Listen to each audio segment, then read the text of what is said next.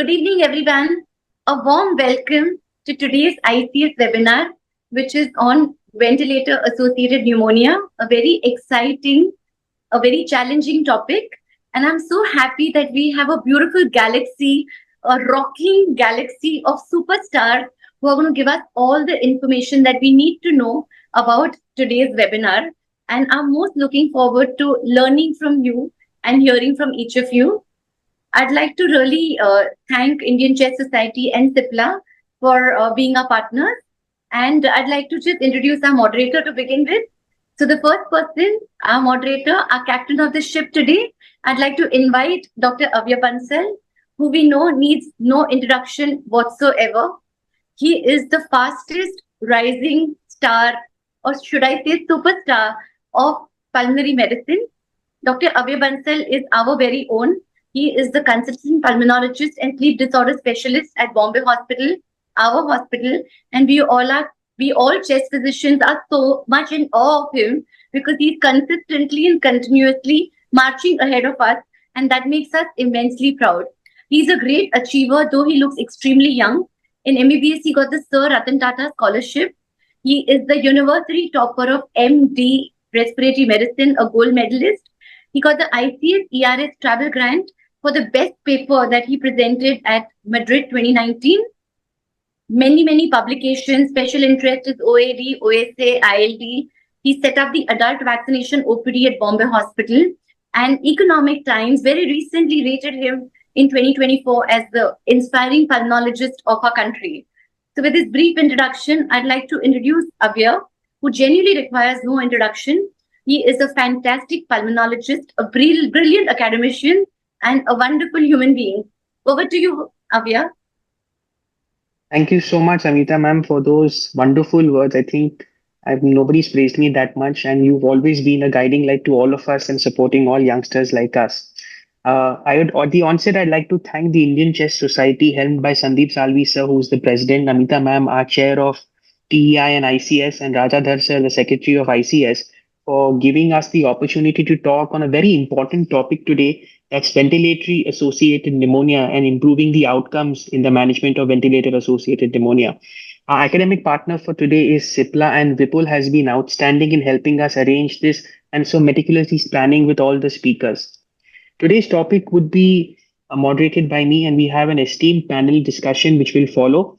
And the topic speaker today is none other than Vivek Nangia sir, who does not need any introduction, not only in India but across the world. He's an excellent internationally renowned pulmonologist with over a 2.5 decade experience in the field of pulmonology. Sir is the cluster head of pulmonology at Max Healthcare in Delhi, the principal director and head of Institute of Respiratory Critical Care and Sleep Medicine at Max Hospital Saket, the vice president of IAB, felicitated with some awards. The list is extremely long. I'm just going to name a few in the top. That's the Icon of Respiratory Medicine in India by IMA, the Iconic National Award by IMA, the Most Inspiring Doctor by ET Now in 2022, recognition for his outstanding work in COVID times in 2022, the Asia GCC Iconic Award, the Brands Achiever Best Pulmonologist Award in 2015, the Research Award Interventional Pulmonology in NAPCON 2002, fellowships by the ACCP, IDSA, NCCP India, ISCCM, IAB, and ISDA. He's a member of the Guideline Forming Committee of Invasive Candidiasis in Intensive Care in the Asia Pacific region, an outstanding achievement, has played a pivotal role in promoting antimicrobial stewardship and adult immunization, and which is why he's the most apt speaker for today's topic and guiding us in ventilator-associated pneumonia for his outstanding role in antimicrobial stewardship, has published numerous articles in national and international journals, as a revered teacher and mentored many DNB students and young pulmonologists like us by inspiring us with his outstanding work. And I just can't wait to hear his speech and his topic and presentation. So over to you, Nangia, sir. Thank you, Avya, for those very kind words. And I'm very happy and proud to hear all that Amita had to say about you. Really, you're truly a young achiever that we're seeing. And you look much younger than probably all that you've achieved in such a short time is really an achievement in its own self.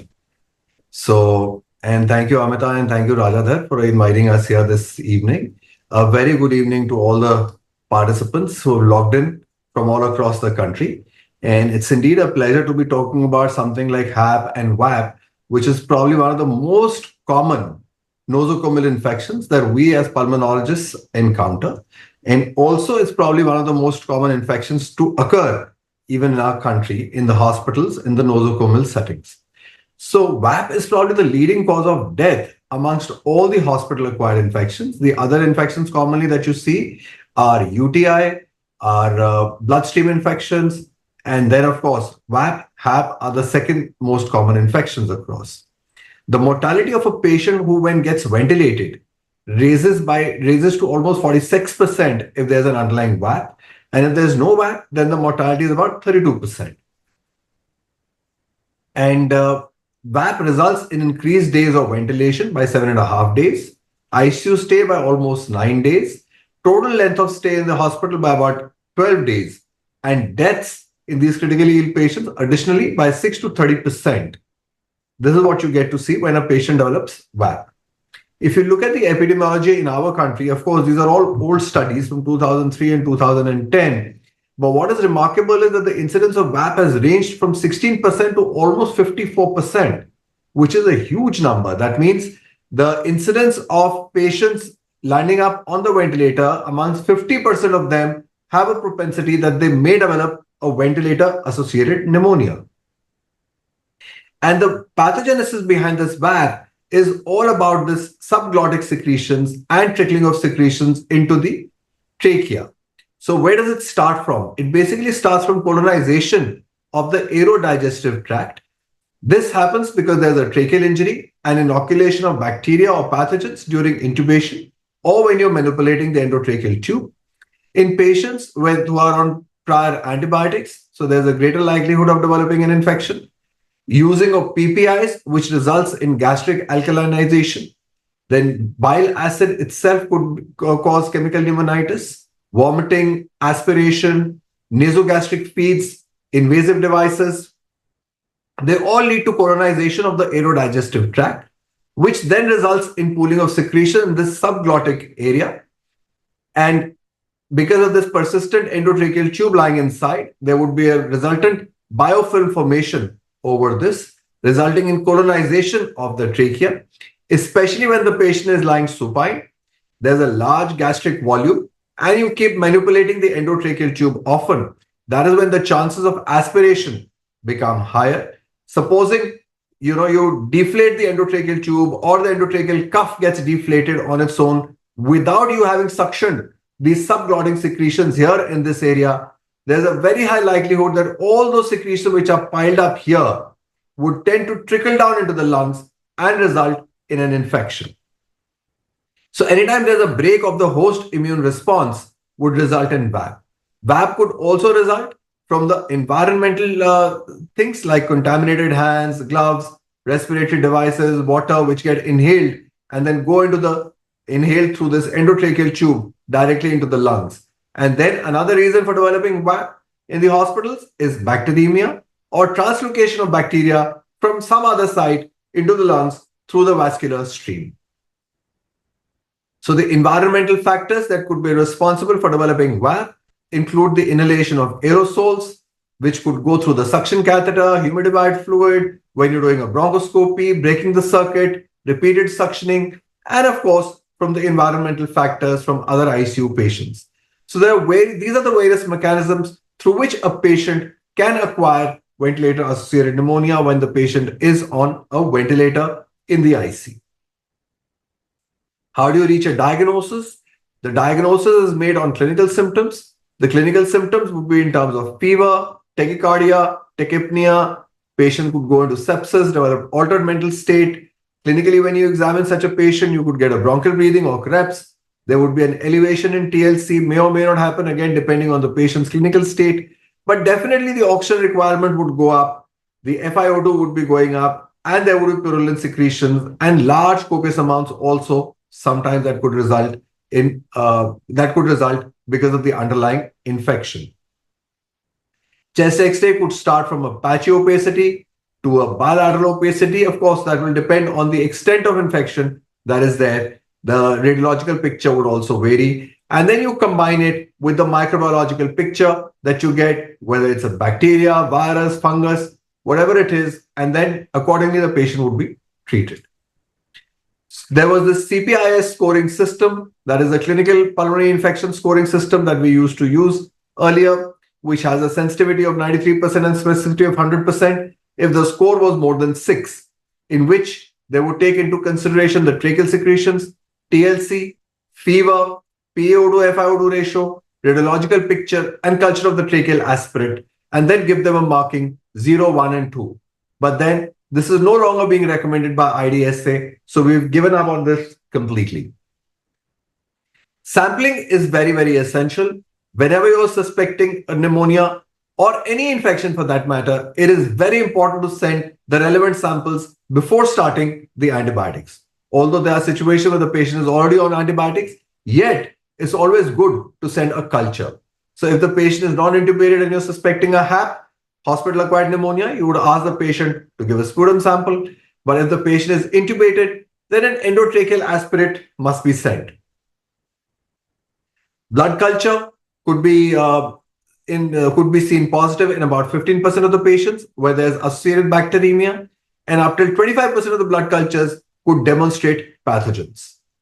Endotracheal aspirate, it's believed that it's unable to differentiate between colonizers or infective microbes, but I'll just come to that. And you could also be sending a blind bronchoalveolar lavage or a specimen brushing. You could do an actual bronchoscopy, collect the sample and send it. The advantage is that it also gives you an opportunity to clean up the phlegm that is accumulated in the airways and send it all for cultures. Protected bowel is also an option which avoids contamination of the upper airway secretions, although the costs go up a bit, but there's no evidence that protected bowel is superior to other conventional bronchoalveolar lavage. So if you look at the diagnostic value of the various sampling techniques, ED aspirate is about 52% yield, bowel has about 64%, non-protected bowel about 68%, bronchial brushing about 80%. The sensitivity, specificity, positive predictive value all vary, but all of them have some value or the other. Whatever sample is available, one must send that. And what you need to do actually is a semi-quantitative or a quantitative culture. That is what is most important. If you're sending a transbronchial biopsy for cultures, then you look at a value of 10 to the power of 4 to consider it as significant. Similarly, when it's a bowel, protected specimen brush or protected bowel, then it's 10 to the power of 4. If it's specimen brush, then it is 10 to the power of 3, which is considered to be positive.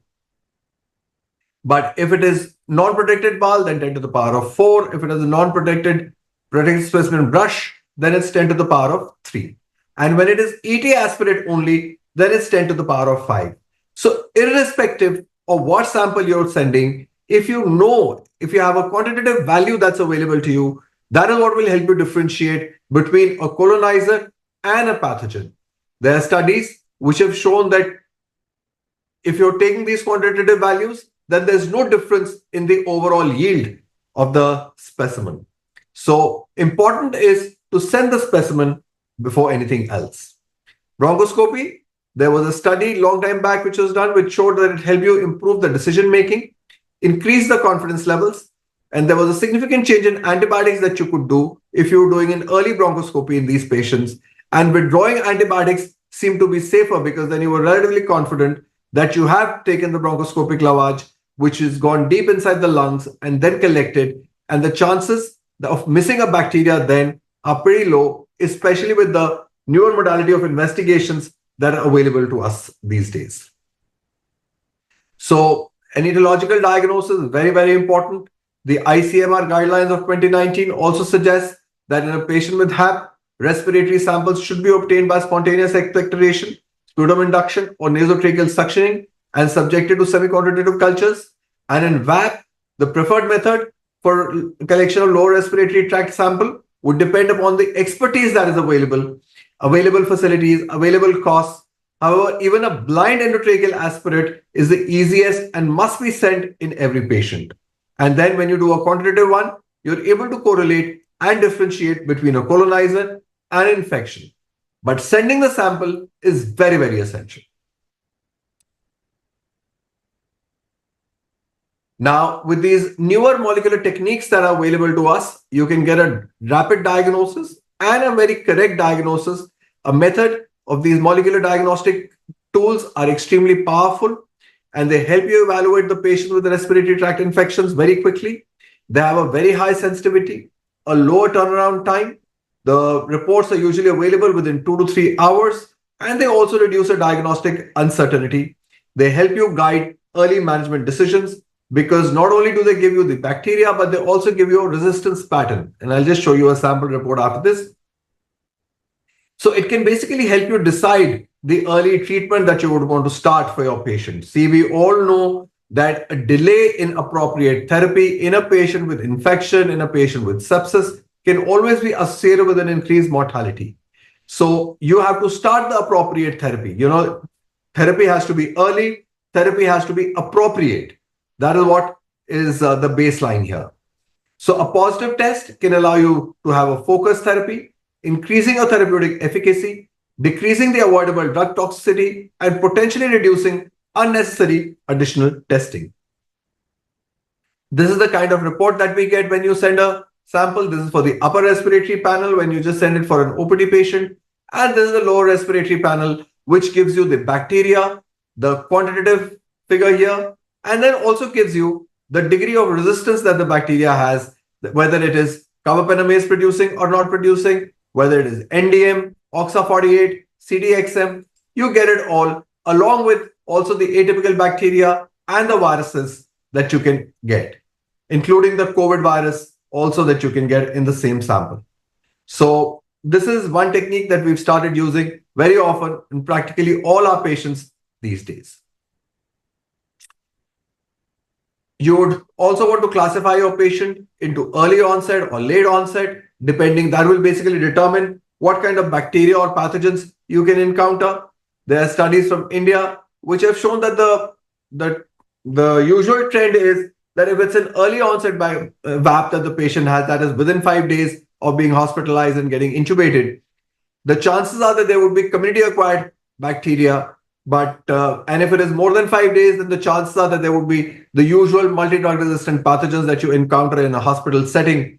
But as we can see here in this study, early onset, 47% has staph. Early onset in 47% cases, they could identify the bacteria, and Staph aureus was 22%. But Enterobacteriaceae, gram-negative bacteria were more common even when it was early onset. And in late onset, what they encountered was Pseudomonas and Acinetobacter. And please remember, when it was Staph, it was 66% resistant, MRSA positive. When it was Acinetobacter, it was 84% resistant to carbapenems. And gram-negative bacteria, which was 75% of them, were ESBL positive, that is extended spectrum beta-lactamase positive. The idea of showing you all this is that resistant patterns are present. The Staph is also MRSA, is that it will help you choose the appropriate antibiotic in your setting. We used to talk about these escape organisms in 2010, E. coli, Staph aureus, Klebsiella, Acinetobacter, Pseudomonas, and Enterococcus faecalis. From there now, what we see most often are the carbapenemase producing Enterobacteriaceae, that is called the CRE, which include the E. coli and the Klebsiella. Then you have the carbapenem resistant Pseudomonas aeruginosa, the CRPA, the carbapenem resistant Acinetobacter baumannii, CRAB, and you have lots of strains which are producing the metallo-beta-lactamases, which limit the use of antibiotics further. So the idea of introducing you to these bacteria and letting you know that these are the resistant patterns is that accordingly you'll be able to choose your antibiotics. Also, don't forget that when it's a hospital-acquired infection, it could even be a reactivation of viruses, especially the herpes simplex virus in patients who have an immunocompromised state, like HIV, those receiving steroids, ARDS. Cytomegalovirus is something that we are seeing very often in our patients these days, which they usually present with an interstitial kind of a pattern. There could be patchy opacities also, and especially in patients post-influenza, post-COVID, those immunocompromised, they're all very prone to cytomegalovirus infections. So you must send the sample for CMV virus as well when you're doing it. Again, the risk factors would be multi-organ failure, prolonged ICU stay, and survivors of severe bacterial sepsis, which may directly involve the lungs. Then also very often you isolate Candida. Candida is always a debate whether it's direct pathogen or it only increases the risk of bacterial VAC.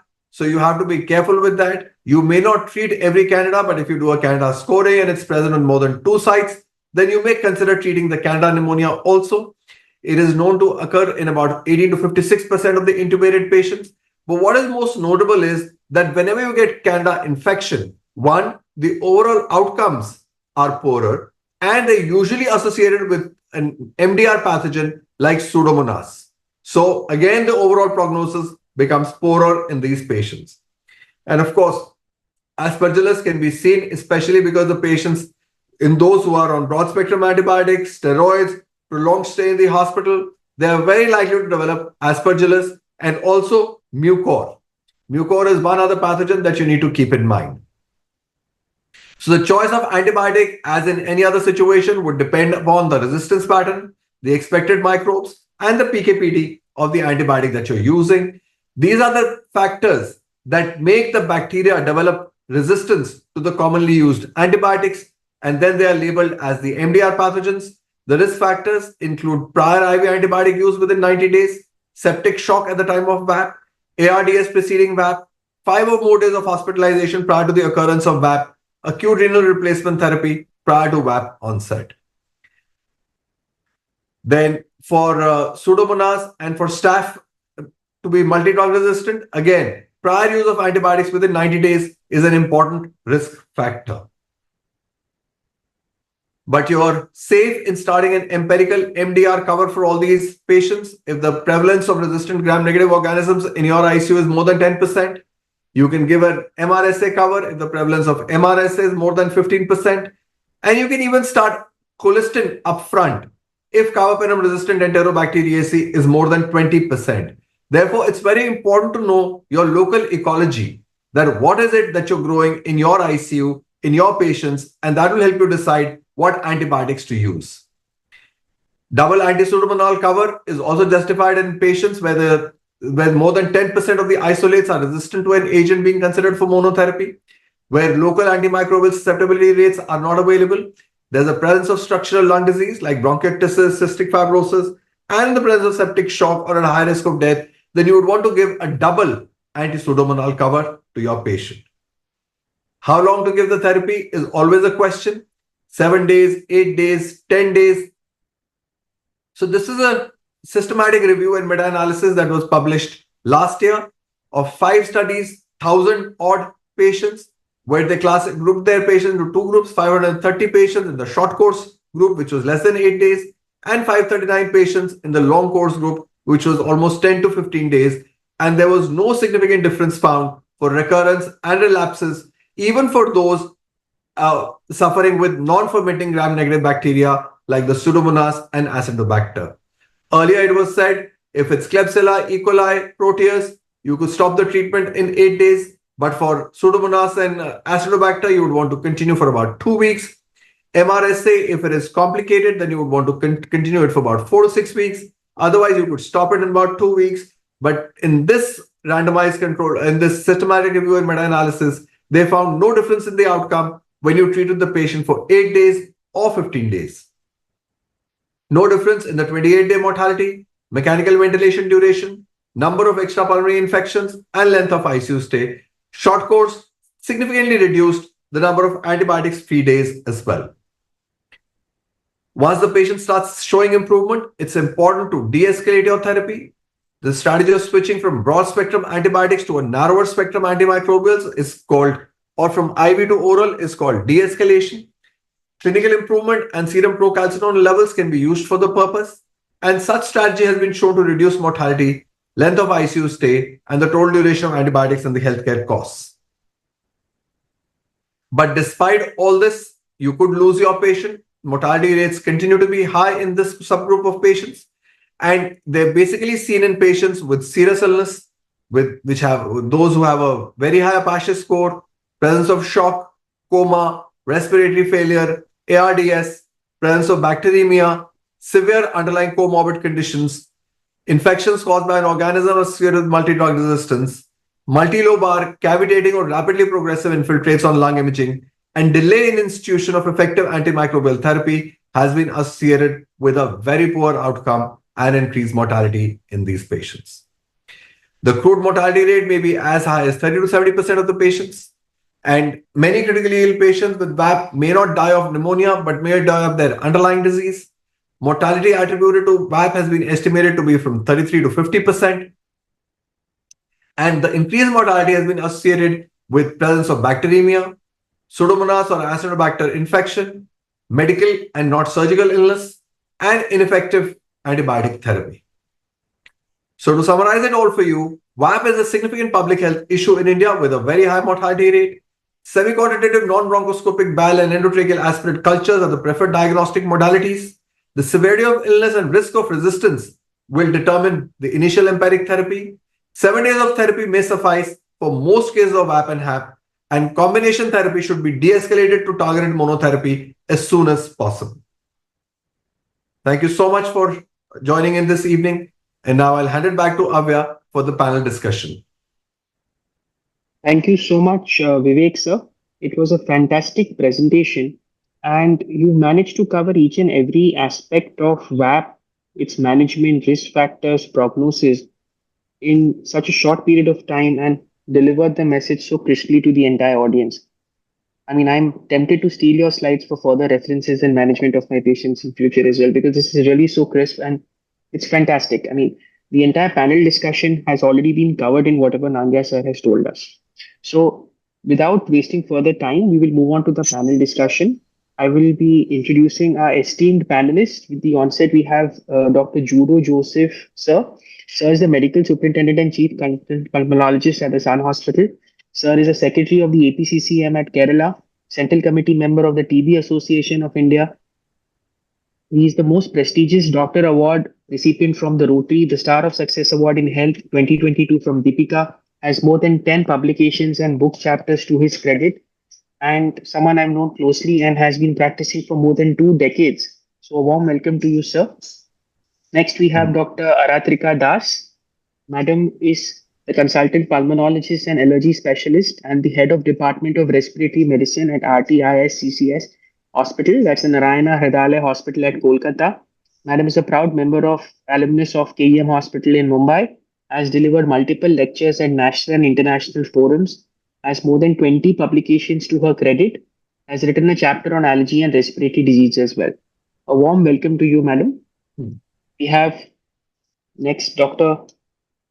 Jairah Nair, sir, a very close colleague and someone I'm very closely associated with.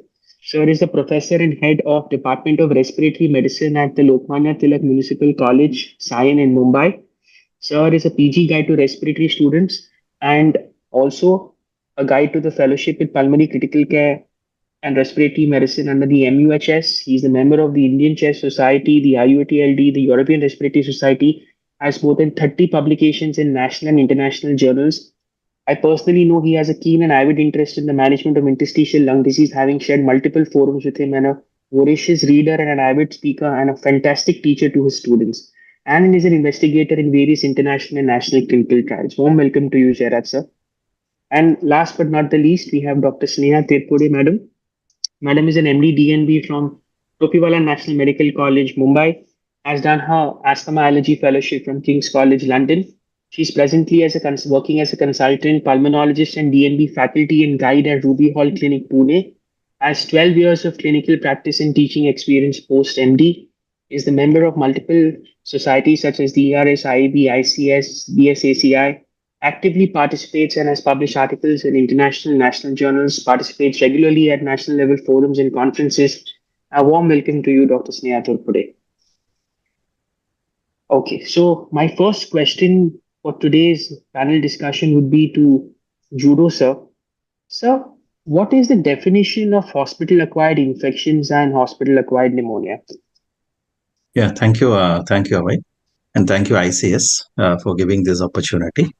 So we know that hospital-acquired infection, or in a broad sense, we can say healthcare-associated infection, we can say in that way, is the infection coming into a particular health, a person who is undergoing a health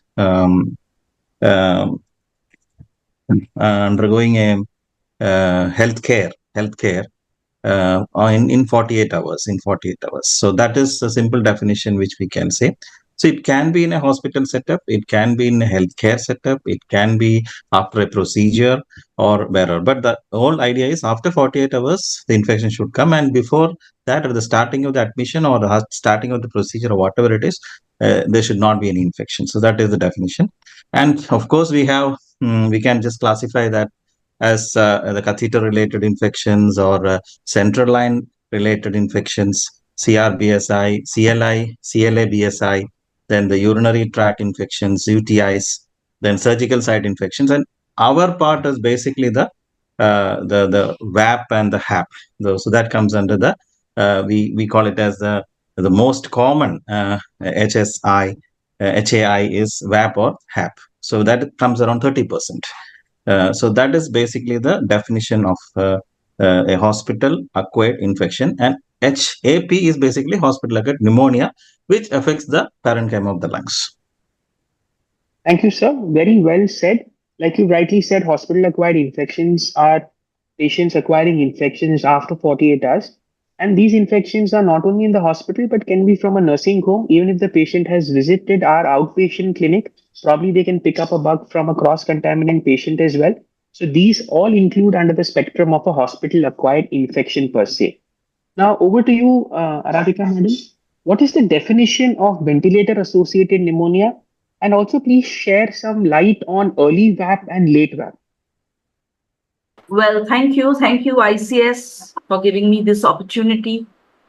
And thank you for the question also. Anyway, see, basically, VAP or ventilator associated pneumonia is basically a type of healthcare associated lung infection, where there is a change in radiographic abnormality which was already present. And the patient has to be on mechanical ventilation for more than 2 consecutive calendar days on the date of event, with the day of ventilator attachment being day 1.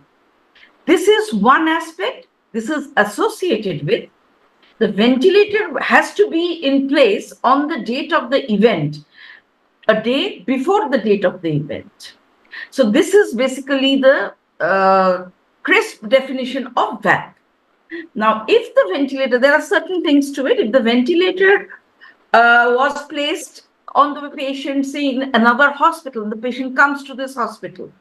In that case, we take the first day as the day when the patient was intubated in the other prior hospital. If there is a break in ventilation for more than 1 day, in that case, we take day 1 as the day on which the patient was re-intubated. Now, when we talk about the early and late VAP, the early VAP means whenever there is onset of ventilator-associated pneumonia within 96 hours of mechanical ventilation. If the onset of VAP is beyond 96 hours of mechanical ventilation, that's late onset VAP, and this is associated with various more drug-resistant organisms, and of course, the prognosis is poor. So that's very rightly said, madam. Early VAP and late VAP within 5 days, and after 5 days, like you rightly said, 96 hours is the golden rule. And which is why we often have a low threshold for a tracheostomy for patients when we think that they're going to require mechanical ventilation for 5 days or more. And when we feel that on the 5th day, probably the weaning is not going to be possible and we're not going to achieve much success. In such situation, that is why a early VAP or a late VAP does come into play. Now, over to you, Jairah, sir. What is the incidence of hospital-acquired pneumonia and ventilator-associated pneumonia? Now, you work in a government hospital, so we have a lot of people have this notion that there is an increased incidence of infections in a government hospital, but they fail to understand that probably you all take more measures to prevent these infections in your ICU than most of us would do. So, what's your take on this, sir? So we'll start first with hospital-acquired pneumonia. So I think there was a question that popped up with somebody asked that does VAP mean that endotracheal tube? So it's on the same lines that a hospital-acquired pneumonia does not require the patient to be even in an ICU for that matter. So the denominator is 1,000 admissions in a general ward. So when we talk about that, it's about roughly about 18 as the mean, and it could be anywhere between 10 to 30. But most of them average out to be 18 per 1,000 admissions. Now this we are talking about hospital acquired pneumonia. There is a patient got admitted in the hospital for some reason, whether it is for a surgical procedure or just for a gastroenteritis, and ended up developing a pneumonia. Now this patient was not in an ICU and probably not even ventilated or not on a non-invasive ventilator. So that incidence is definitely going to be lower. The reason is the denominator is going to be very big. As against this, now we come to ventilator associated pneumonia, and here we are talking about somebody who is in an ICU. Now this we can classify into those who require non-invasive ventilator and those which are ventilated, that is mechanical ventilated. That means we are talking about intubated patient or somebody who was tracheostomy right from day one. Suppose there was trauma in the orofacial area, the patient was not able to be intubated, we are talking about probably tracheostomy. So anywhere where artificial airway has been placed, then we call them as somebody who is associated with ventilated associated pneumonia for the last 48 hours. They have been on that. So development of opacity, as I think Dr. Vivek sir has already elaborated that how do you diagnose it, then that incidence would be anywhere between 30 to 70% in associated with mortality, 30 to 70%. But when we are talking about ventilator associated pneumonia, it is somewhere between 6 to 9%. In an Indian setup, it may go as high as 18 to 20%. So out of here again, we talk about ventilator patient days. That is a patient, if we count one patient who has been on a ventilator for 10 days, then we count it as 10 patient ventilator days. So with a denominator of 1,000 patient ventilator days, it is anywhere between 18 to 25, ranging from 10 to 50, based on what the hospital setup is. Again, there has been no difference found between public and private setup. It is actually related to multifactors, multifactorial, which Dr. Vivek has already elaborated. It has got nothing to do with actually a setup. So it's related to the patient condition, the ICU protocols, guidelines, how you manage, how do you early pick up, diagnose, and early institution of management, which decides the morbidity and mortality of that case. I think I have tried to do justice to that question. Very well said, Jairaj sir. So, like we see, we commonly encounter hospital-acquired infections, and ventilator-associated pneumonia becomes the most sinister of them all. And roughly about 10 to 30% of all hospital-acquired infections encompass are ventilator-associated pneumonia.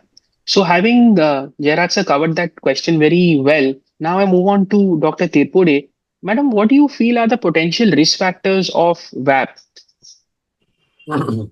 Yeah, so risk factors to start an elderly male, the introduction to males as well. So elderly patients who are males, who are smokers, smokers have been found to have around 4.3 times fold higher risk of developing VAP as compared to a non-VAP patient and non-VAP, non-smoker. And also somebody who is having impaired consciousness, or we are having patients who has an underlying ARDS already existing, or somebody who is on mechanical ventilation since over 2 weeks, long-term mechanically ventilated patients. These are the risk factors. And also we see underlying comorbidities. So somebody who has chronic respiratory illnesses, coronary artery diseases, diabetes, all these patients, COPD patients are found to have threefold higher risk of death.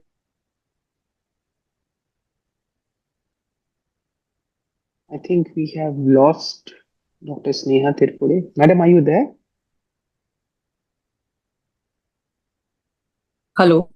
Yeah, please go on. Yeah.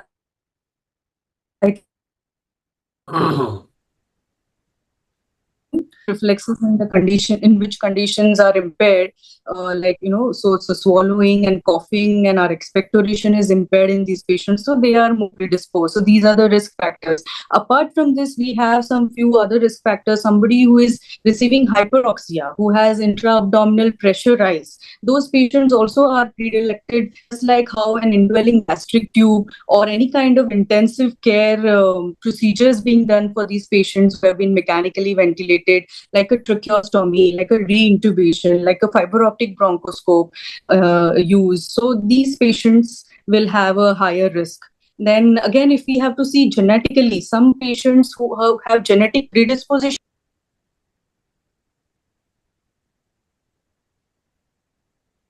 I think we've lost Dr. Tripude there. So we'll come back to her for the current question. I'm going to move over to Nangia, sir. Sir, like you've already covered this question in your presentation, but however, for the benefit of the audience, I'm going to rephrase it and re-ask it. What are the common microorganisms responsible for VAP theoretically, and what do you encounter in your hospital setup, sir? So basically, the common microorganisms would depend on your local epidemiology. That what is the kind of infection that you're seeing in your own ICUs will actually determine your complete approach to your patient. We get patients who are referred from other centers, and we know there are certain parts of the city where you get lots of patients with Acinetobacter infection when they come from their ICUs. There are other parts of the city where the patient is coming, and you may get Pseudomonas more commonly in those patients. So this variation could happen from ICU to ICU, a surgical ICU to a medical ICU, from a ward to an ICU, from a hospital to a ICU, and also from different regions. So you really have to see. The most common bacteria that we encounter in our ICU is multi-drug resistant Klebsiella, an NDM producing Klebsiella, or a carbapenem resistant Klebsiella. CRE is what we call them, or Pseudomonas. So these are the two common bacteria that we see in our ICU. But many ICUs, you would be finding a carbapenem resistant Acinetobacter infection, that is called the crab. MRSA only forms about 5 to 15% of the total number of cases. Yet when you get a seriously ill patient, you may want to cover him for MRSA also. But the percentage of MRSA, even in large-scale studies from across the country, is not more than 15% of the total Staph aureus infections. So keeping that in mind, so I think the most common bacteria, as I listed, was crab, CRPA, CRE, and MRSA. So in that order is what we really see. I think, so you've encompassed all the important organisms, and it's safe to say that majority of us would encounter the big three, either Acinetobacter, Klebsiella, or Pseudomonas in decreasing or increasing order, with NDM, OXA48 being the most important genetic mutations which we see. And therefore, very often we preempt and start the patient on a higher antibiotic because we already know the flora and fauna of our own ICU and the susceptibility which will ensue forward. So moving on to Dr. Judo, having covered VAP in a so-called healthy individual, so what is your take on VAP in the immunocompromised? Because we're seeing a lot of immunocompromised patients coming to the ICU with a ventilator-associated pneumonia. Can you share your thoughts on this, sir? Yeah. Actually, the incidence, if you take the VAP in the immunocompromised, I think with compared to the immunocompetent, I think it is less. It is less. Maybe it's around 20% or 30% less. The reason being, maybe they are on routine antibiotics, all these immunosuppressed patients. And on the other hand, whatever the infection they have, it will be multi-drug resistant organisms. So that is the two important things in that. And the common organisms which you see, basically, if it is a bacteria, it's mostly gram negative, and all the resistant bacteria will come there. Of course, the fungus, we have to take care, the Aspergillus, of course, even the Candida sometimes, and Mycor and all those things. And even the viruses, like herpes or CMV. So all these things has to be kept in mind. And the most important thing is we have to act fast in immunocompromised patients. The diagnosis should be very fast. We should take all our tools, like not simple sputum culture, or we have to take a bronchoscopy if needed. We have to take the multiplex PCR and the markers all into picture. And then combinedly, we have to act fast and treat them fast. So that is very important. And another important factor is X-rays. Many times are not in immunocompromised patients. There will be a lot of other findings which coincides with the infection findings like atelectasis or pulmonary hemorrhage, contusion, drug induced, and many things. So all these things has to be taken care. A CT scan will be better, and the antibiotic treatment should be like quick, and maybe it covers a multi-drug resistant organism also. I think the whole thing which we have to act fast, that is the most important message. Point well taken, sir. Act fast and pick up the diagnosis early. And like you rightly said, gone are the days where RVD used to be a sinister immunocompromised state. Now we see a lot of hematologists and oncology patients who are ending up on the ICU. They've already on 2 gram-negative antibiotics. They're on a gram-positive bug, atypical bug, an antifungal, and antiviral. And if they end up getting a VAP, we really don't have anything left in an armatorium to get them. So yes, probably the incidence of VAP would be lesser in them, but the mortality would be higher in case they ended up getting a ventilator-associated pneumonia, which is why we have to be very aggressive and not have a very high threshold for doing an investigation or a scopy in them. Well said, sir. So, Aratrika, madam, how do you clinically diagnose VAP? That's a very tricky question because we often see patients in being pulmonologists, they are already coming to us with a respiratory infection and they end up on the ventilator either because of a type 1 or a type 2 respiratory failure. So how do we clinically diagnose VAP in such situations, ma'am? Well, there are very specified criteria for this, actually. Now, I can tell you 3 criteria, of which at least 1 has to be present. That includes a fever. In such patients, fever more than 100.4 degrees Fahrenheit. Then if the WBC count is either less than 4,000 or more than 12,000, as Nangia sir has already mentioned earlier. And another thing is, if a patient is above 70 years of age and we find there is a sudden change in sensorium and we can't account for that sensorium, like maybe he's not having uremia, he's not having any other brain infection. So if we can't account for that sensorium in any way, then I think developing a VAP is probably the most common diagnosis. Apart from this, if there is change in character of the endotracheal secretions or the tracheostomy secretions, they suddenly turn purulent from mucoid, or if there is increase in the amount of secretions, if suctioning is more required than normal, or maybe if there is a new or worsening type of cough or say dyspnea or tachypnea, suddenly the patient becomes very tachypnic. In that case, we need to think about VAP. The other things are, say, if there is the most important factor, in fact, if there is a change in arterial blood gas, say if PaO2 by FiO2, say it's less than 240, and change in the arterial, change in blood gases. In that case, we should also think about VAP, definitely. These are some of the clinical criteria. And apart from this, when we examine the patient, we find localized repetitions, maybe bronchial breath sounds. So these are some of the clinical criteria by which we can diagnose VAP. And in addition to this, there may be some other pathologic criteria, etc. Thank you so much, madam.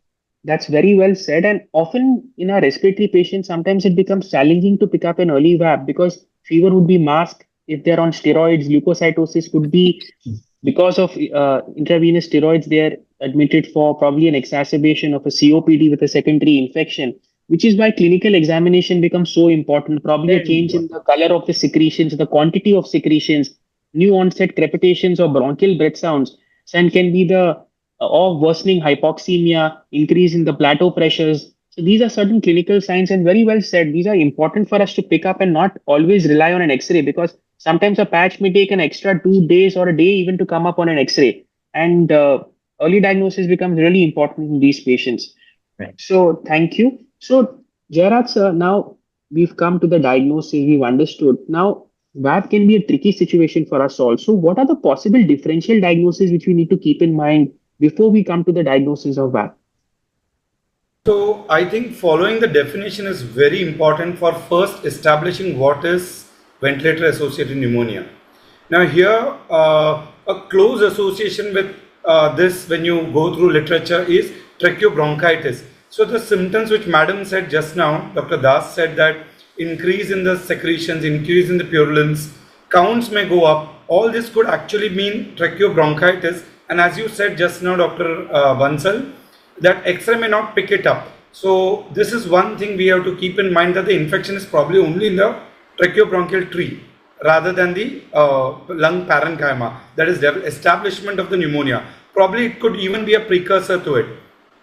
The other infection aspect which you have to remember is, these patients may be associated having cardiac dysfunction.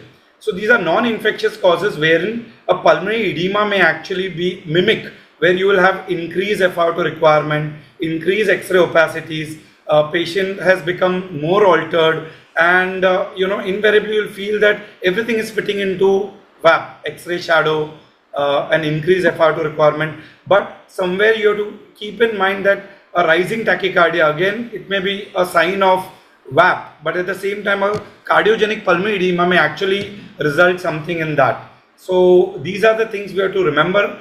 Along with that, we could have other atypical infections and organisms, like as sir said, Dr. Judo said about in immunocompromised host, there could be another coming up secondary infections which might be there. So assessing for all this, collecting a combined picture in this, that is presence of X-ray shadow, a rising count, increased purulence, all this will together give us a diagnosis of VAP and help us to distinguish from other causes. Remember, these patients have endotracheal tube, they have cuffed endotracheal tube or a tracheostomy tube. So sometimes when the cuff is deflated for whichever reason, either a change of tube or any other reason, or during shift from endotracheal to tracheostomy tube, you may come across that the patient has aspirated. So it is very important to see that all these measures are done when the patient has not been recently given feeds. So all these things have to be remembered: aspiration pneumonia, pulmonary edema, presence of tracheobronchitis. All these are the various differential diagnoses for ventilator-associated pneumonia. I think very well said, Jairah sir, that every patch on the X-ray in a ventilated patient is not a ventilator-associated pneumonia. We need to keep the pulmonary edema picture, the cardiac shock picture in mind. Also, a simple benign pleural effusion can sometimes mask and appear as a patch because the patient is in a supine position. That needs to be understood. The patient may develop an embolism which can appear as an infarction. That can also mimic a Just to add to the ventilator-associated. list, even oxygen toxicity, these patients have been on more than 7 days. These also present as X-ray opacities and the requirement of FiO2 goes up. So all these are like non-infectious causes of differential diagnosis of VAP. So sticking to the clinical definition and radiological signs becomes essentially very, very important to rule out differential diagnosis. Yes. So I move on to Dr. Tripude. Now, like Nangia sir has already told us that the CPIS score is obsolete and no longer recommended by the ISDSA, but still, can you share some light on the importance of the clinical pulmonary infection score? So this score was developed to surrogate the diagnosis of VAP. It comprises of certain factors, which are the temperature. So be it a low temperature or a high. So fever, also hypothermia should be kept in mind if at any time it tends to occur. Then blood leukocytes have to be taken into consideration according to the score. And then scoring is done accordingly. 0, 1, 2 marking is given.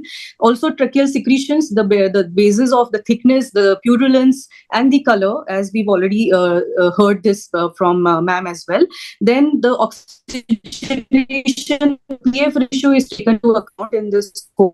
Then more than 250 with an underlying ARDS will be scored as 0. However, we need a no ARDS, absence of ARDS with a good PF ratio of more than 240 is the part of this clinical scoring. And endotracheal aspirate, whether it is having any quantitative culture report, whether it is having positive culture and it is matching as well with the gram stain report or not. So these are the components which we have, and we can also use, and instead of endotracheal aspirate, the importance comes, the sensitivity and the specificity of this score improves when we include bronchoscopic cultures in this testing, in this scoring. And several clinical studies have been done which say the sensitivity and specificity is found to be low, including these parameters, because so many differentials are to be taken into account. So therefore, this score is now obsolete, and other scoring systems are in the development and are being used. Thank you so much, madam. It was more for a mortality benefit and probably retrospectively, the IDSA felt that it did not achieve the purpose and could not be substituted for the diagnosis of a VAP, which is why it became obsolete. Now, moving on to Vivek, sir, a question suited for him. I'm not going to give him an easy one. A complicated question is the role of biomarkers in VAP. We've seen a bunch of biomarkers which have taken us by storm. And sir, how do you see them in your practice, and what is the clinical importance of these biomarkers? See, there's been a lot of research that has gone into these biomarkers. There are a huge number of, basically, they want to, intervene into the cascade of inflammation, the inflammatory cascade, and see which of these biomarkers can really help you reach a quick diagnosis and also help you in prognosis. So far, two of them which have been worked upon extensively are CRP, that is a C-reactive protein, and procalcitonin, as we call the PCT. CRP is an inflammatory marker which gets raised even in the presence of an inflammation.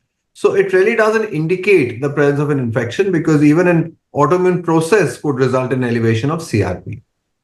Procalcitonin is something that we've been toggling with for a very long time now. It is basically a precursor of the hormone calcitonin and is synthesized physiologically by the thyroid C cells. It's considered to be a component of the inflammatory response, and in bacterial infections, it tends to get synthesized even in the extrathyroidal neuroendocrine tissues. Therefore, there's a rise in procalcitonin levels when there's an infection present in the body. Now, it was initially presumed that when you have a viral infection, the PCT levels will not rise. But if you have a bacterial infection, especially if it is gram-negative, then the procalcitonin levels will go up significantly. There have been several hundreds of publications around procalcitonin, I would say, trying to look at its real value. One of the very early studies, which was called the ProHosp study, which was published way back in 2009 in JAMA, which actually established the role of procalcitonin and consider it to be a diagnostic marker for the diagnosis of a lower respiratory tract infection. In that study, what they done was that in patients, they calculated the procalcitonin level wherever they suspected an underlying chest infection or a lower respiratory tract infection. They considered 0.1 as the value. If it was less than 0.1, then they discouraged the use of antibiotic. If it was 0.1 to 0.24, even then they discouraged the use of antibiotic. But if it was more than 0.25 as a value, then they used the antibiotic in their patients. And then they monitored it whenever there was a decline in PCT level more than 80%, fall or less than 0.1, then they would discontinue the antibiotic. So in that study, they found that they were able to reduce the usage of antibiotic by almost 60 to 70%, and there was no change in the outcome. The patients, whether they received the antibiotic based on PCT levels, when the PCT levels were low, they did not receive the antibiotic, and when the PCT levels were high, they received the antibiotics. The outcomes were similar in both the groups. So that basically established the role of procalcitonin in the initial period. But now, over the years, we have seen with so many other studies coming in that procalcitonin could be elevated even in a viral infection, especially in COVID. We've seen the levels of procalcitonin going significantly high, because ultimately it is also a marker of SIRS. It's also a part of the SIRS, the severe inflammatory response syndrome that most of these patients develop. Therefore, what we've concluded now is that with procalcitonin, it may not be used for diagnosis. But once you have once you have a patient with HAP or VAP and you check the procalcitonin levels on day 1, you check them again on day 3, then on day 5, and see if there is a declining trend in the procalcitonin levels, then it is seen to be a good prognosis. It can also be used as a tool, as a part of your antimicrobial stewardship program. If there is a more than 80% decline in the procalcitonin levels on day 5, day 7, or if it is less than 0.25, then you're absolutely safe in stopping your antibiotics. So procalcitonin level, if I was to summarize it for you, it's no longer considered to be a diagnostic value for a suggestive of bacterial infection.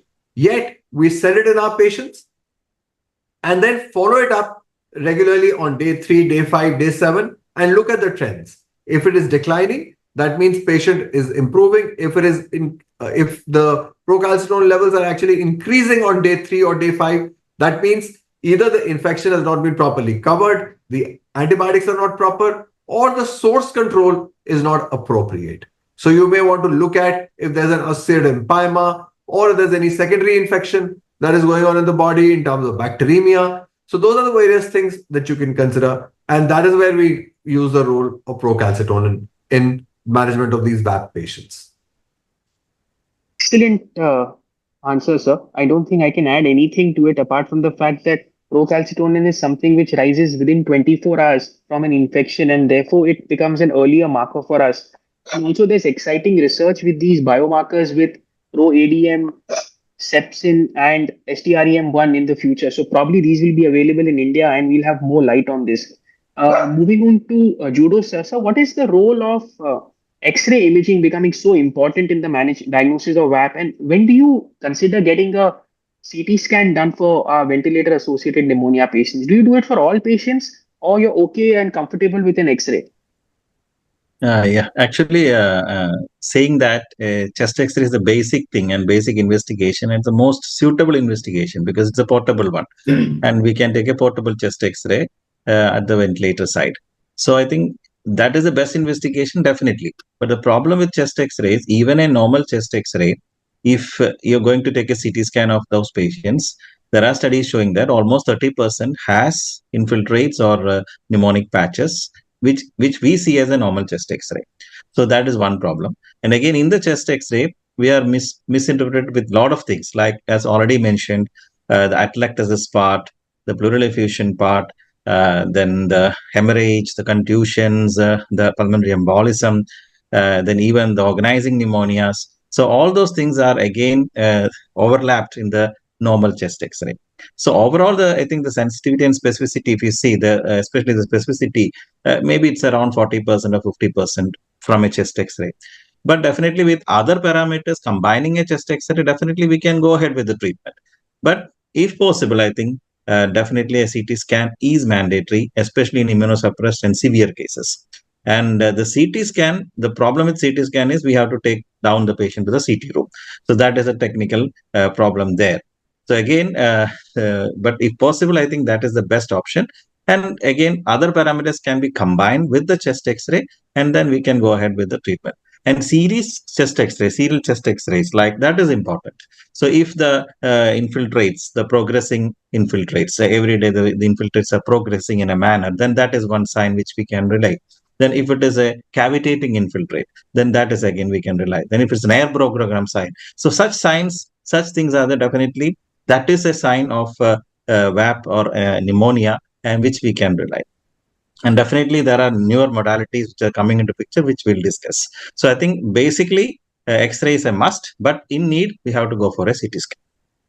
I think point well taken, Judo, sir, that serial X-rays are very important. So often once the diagnosis of VAP is made, probably a daily X-ray for the first 3 days till a clinical response is made, and then probably switching over to an alternate day X-ray for responders.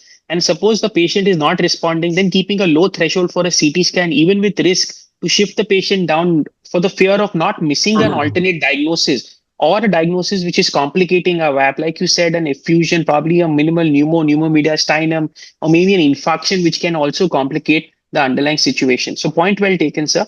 Moving on to the next modality, which is far easier than moving the patient to the CT scan department. Aratrika ma'am, what is your role and your opinion on sonography and ultrasound of the chest, which over the last couple of years we have been using extensively as pulmonologists in our VAP patients, ma'am? Can you share some light on this and your thoughts on this? Yeah, even though CT scan is almost like a gold standard in diagnosing VAP, but in that case, it's very cumbersome. We can't move the patient always to the CT room. Ultrasound has emerged as a very, very popular modality of, analyzing what is happening to the lungs on ventilator. In fact, lung ultrasound is one of the methods which actually picks up VAP even in presence of a previous consolidation or maybe an effusion, picks up VAP earlier than any other modalities other than CT scans. Now, if lung ultrasound, in fact, in lung ultrasound, if we look at those vertical air bronchograms, that can give us a specificity of almost 94%, which is quite high. And if lung ultrasound is combined with procalcitonin levels, as Vivek sir has already mentioned. So that gives us a specificity even higher than 94%. There are other, in fact, advantages of lung ultrasound. That is, the other thing is we can actually grade the severity of the illness by lung ultrasound. And by grading this lung scoring, I would say this lung scoring is graded so much so that this shows very good repeatability also. Repeatability in terms of analyzing or interpreting the results. The other thing is the effect of antibiotics on VAP, how the patient's lungs are behaving to those antibiotics, that is also picked up by lung ultrasound. But there are certain disadvantages also of lung limitations, I would say, not exactly disadvantage, like suppose there is subcutaneous emphysema, lung ultrasound cannot be used in that. Or if there is a dressing on the chest wall, thoracic wall, then also lung ultrasound, we cannot do it. But all said and done, it is a very useful tool because after all, VAP, as it progresses, it almost comes to the peripheries of the lungs. And so ultrasound is, that is the reason why ultrasound picks it up, so early in the disease. Excellent point, madam, that not just for the diagnosis of VAP, but also to monitor the response to therapy. The intensity of the consolidation, the PLAP score, and the C-line resolution becomes very, very important. And it's a very simple tool which takes hardly a few seconds and gives us so much insight, where sometimes an X-ray can be misleading. A new onset pleural effusion, a slight worsening which is not picked up on the X-ray can easily be picked up on the ultrasound. So excellent. Thank you so much, ma'am. Moving on to Jairah, sir, the most important question since interventional pulmonology has taken up and bronchoscopists are there. What is the role of bronchoscopy and what are the investigations we should ideally do in a suspected VAP or a VAP patient? So should we bronch each and every patient? Should we depend only on tracheal secretions? What is your take on this, sir? So I think I'll start with what Dr. Vivek sir has said, that there has been actually no difference much between the endotracheal sample which is collected from the endotracheal tube and a bronchoscopic sample. What we should know and take the microbiologist in the loop is that when we pass the bronchoscope, we are going selectively to the X-ray or CT suggested lobe or bronchopulmonary segment from where we can collect the sample. Western studies have stressed a lot on PSB, protected specimen brushing, from where we can collect these samples which are uncontaminated by the upper airway or the colonizing part of the inner lining of the tube. So that doesn't get affected when we collect it selectively from that particular bronchopulmonary segment. So naturally the yield of colony forming units, I'm talking about the conventional microbiology technique. So the colony forming units goes down to 10⁻³ as a significance, while we collect it directly from the endotracheal sample, the 10⁵ becomes a significant colony count, CFU. So this is the difference where we collect it from the endotracheal sample or we go through a bronchoscope and collect. Now this thing is a double-edged weapon. So your next part of the question is, do we bronch every patient to look for VAP? Now I will answer it in two parts. One is your patient is critical with VAP, requiring 100% FiO2, the PO to FiO2 ratio is low, and here we want your patient that's a single lumen through which you are passing your endotracheal tube. Multiple aspects you have to remember, that the endotracheal tube size and what is the bronchoscope that you have. Most of us have adult bronchoscope, so it is going to be about, I think, 5.5 to 6 diameter, and your endotracheal tube has to be 7 and above. So it's very difficult, that most of the intubations ICU is done about 6.5 to 7.5. So, and there will be a curvature to the endotracheal tube. So when you're passing your fiber optic bronchoscope through this, we are going to compromise your ventilation of the patient for as long as the time that your bronchoscope is going to be inside the patient. So it has to be quick in and quick out to collect the sample from the selected. So you require a skill, competency to do that, and I would recommend a smaller size endotracheal tube, like you have a pediatric or a small size adult, which is about 3.5 to 2.5 diameter, outer diameter, through which you can selectively go inside and collect the sample immediately without hampering the ventilation of the patient. And to bypass all these things, we could go and collect the samples as the molecular techniques, which not only give us the organism but even gives you the drug susceptibility testing in a short time. But that has to be taken with a pinch of salt, because it's a molecular method, so it is going to pick up every organism that is lying in the milieu of the lung. So that has to be seen clinically and correlated with your endotracheal sample or a bronchoscopic sample that you've collected. So I agree with whatever you've said, sir. Very well put that the risk of bronchoscopy should be kept in mind. A smaller scope should be considered when we have a single lumen endotracheal tube. Also, most of us tend to preserve doing a bronchoscopy in VAP patients when the diagnosis is made if you're suspecting a complication like a mucus plug, if the lung is collapsed. So at that point of time, it works more like a therapeutic intervention as well. And at the same time, we get a lavage and we send it for testing. But for routine VAP, we do restrict ourselves to a mini bar like Vivek sir has already beautifully explained to us that the diagnostic yield is the same and the susceptibility of the organisms remain the same. Now that we've done the bronchoscopy, I move on to Dr. Tripude. Madam, we've done the bronchoscopy, we are suspecting a VAP. What are the newer tests and the PCR which we started routinely doing? Can you tell us the importance of the PCR and how does it give light into resistance and antimicrobiograms at the end of the day? Yeah, so multiplex real-time PCR, polymerase chain reaction, is actually the first FDA cleared assay. And we've already seen quite a detail about it in the PowerPoint presentation by Nangia sir.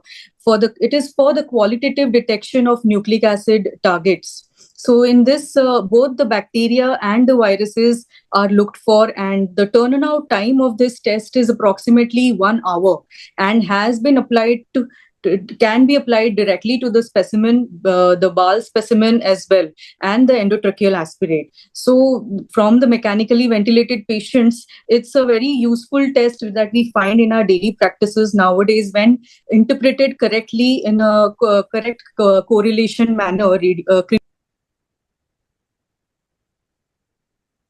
think we've lost Dr. Tirpudi again. So like she was saying, the importance of the PCR test. Yes. Yeah, madam, we lost yes, you. Yes, I'm back. Yeah. So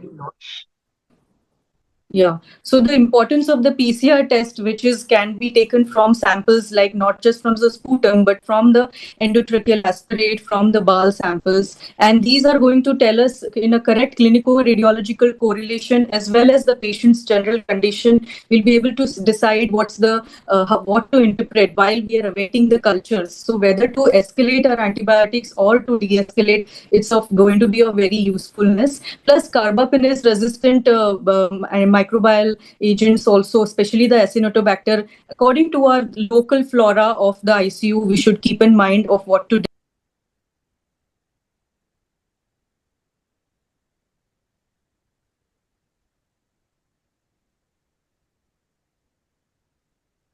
I think we've lost her, so I'll probably continue. She was talking about PCR and the importance of PCR. Madam, we lost you when you were talking about the PCR and the importance of PCR and what to suspect.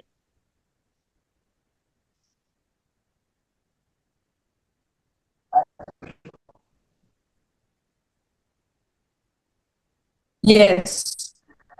So yeah.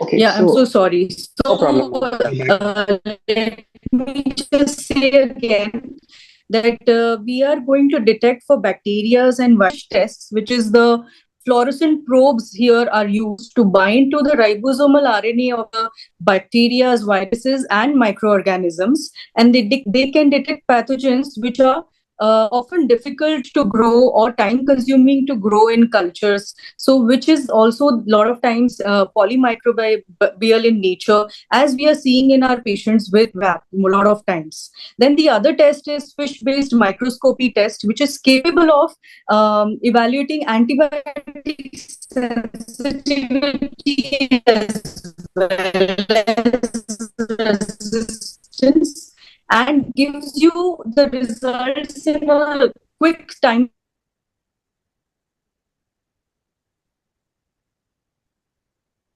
think we've lost her again. So she was talking about the importance of the PCR test. So I personally am a big fan of the PCR test. We've got a couple of companies who've come out with it, which is typically the BioFire. We've got infection labs which have come. Now, when we're suspecting a VAP and we've got a critical patient who's on the ventilator already, certain genetic tests which the BioFire and the PCR tells us, including the MEC-A, MEC-B, the OXA48 and the NDM become extremely important for us because although it's an expensive test, but within a couple of hours, we know the organism and the susceptibility. And once correlated, we can definitely reduce the overall hospitalization and cost of hospitalization. So the genetic mutations in the PCR test is something which becomes extremely important and why it is so important for us. We have Dr. Tirpure back. Madam, please, you can continue with your answer. Yes. So the other tests which I was mentioning about, these are the newer tests that we are talking about. These are the exhaled breath condensate and the volatile organic compounds detection. Now here, it's a very basic amongst the other tests. This is having the probable greatest application in VAP because it is non-invasive and because it's using the exhaled breath of the patient. And here what we are doing is we can assess the increasing DNA levels, the DNA load of the organism to predict a VAP in these patients. However, we will not be able to see any antibiotic susceptibility in this test, which is the exhaled breath condensate test. Also, if we are comparing this with the conventional culture, these tests like the BioFire, the fish, that we spoke about, the fish microscopy and the volatile organic compound detection, the total diagnosis time taken by a culture is 36 to 72. Whereas with these tests, they are all comparable in the range of 2 to 4 hours, except for if we have to detect antibiotic susceptibility testing by the newer fluorescent microscopy test, which will take a little over 6 hours, a little bit about 6 hours to tell us the antibiotic susceptibility. So yeah, these are the tests, newer tests and our BioFire. Thank you so much, Dr. Tirpudi.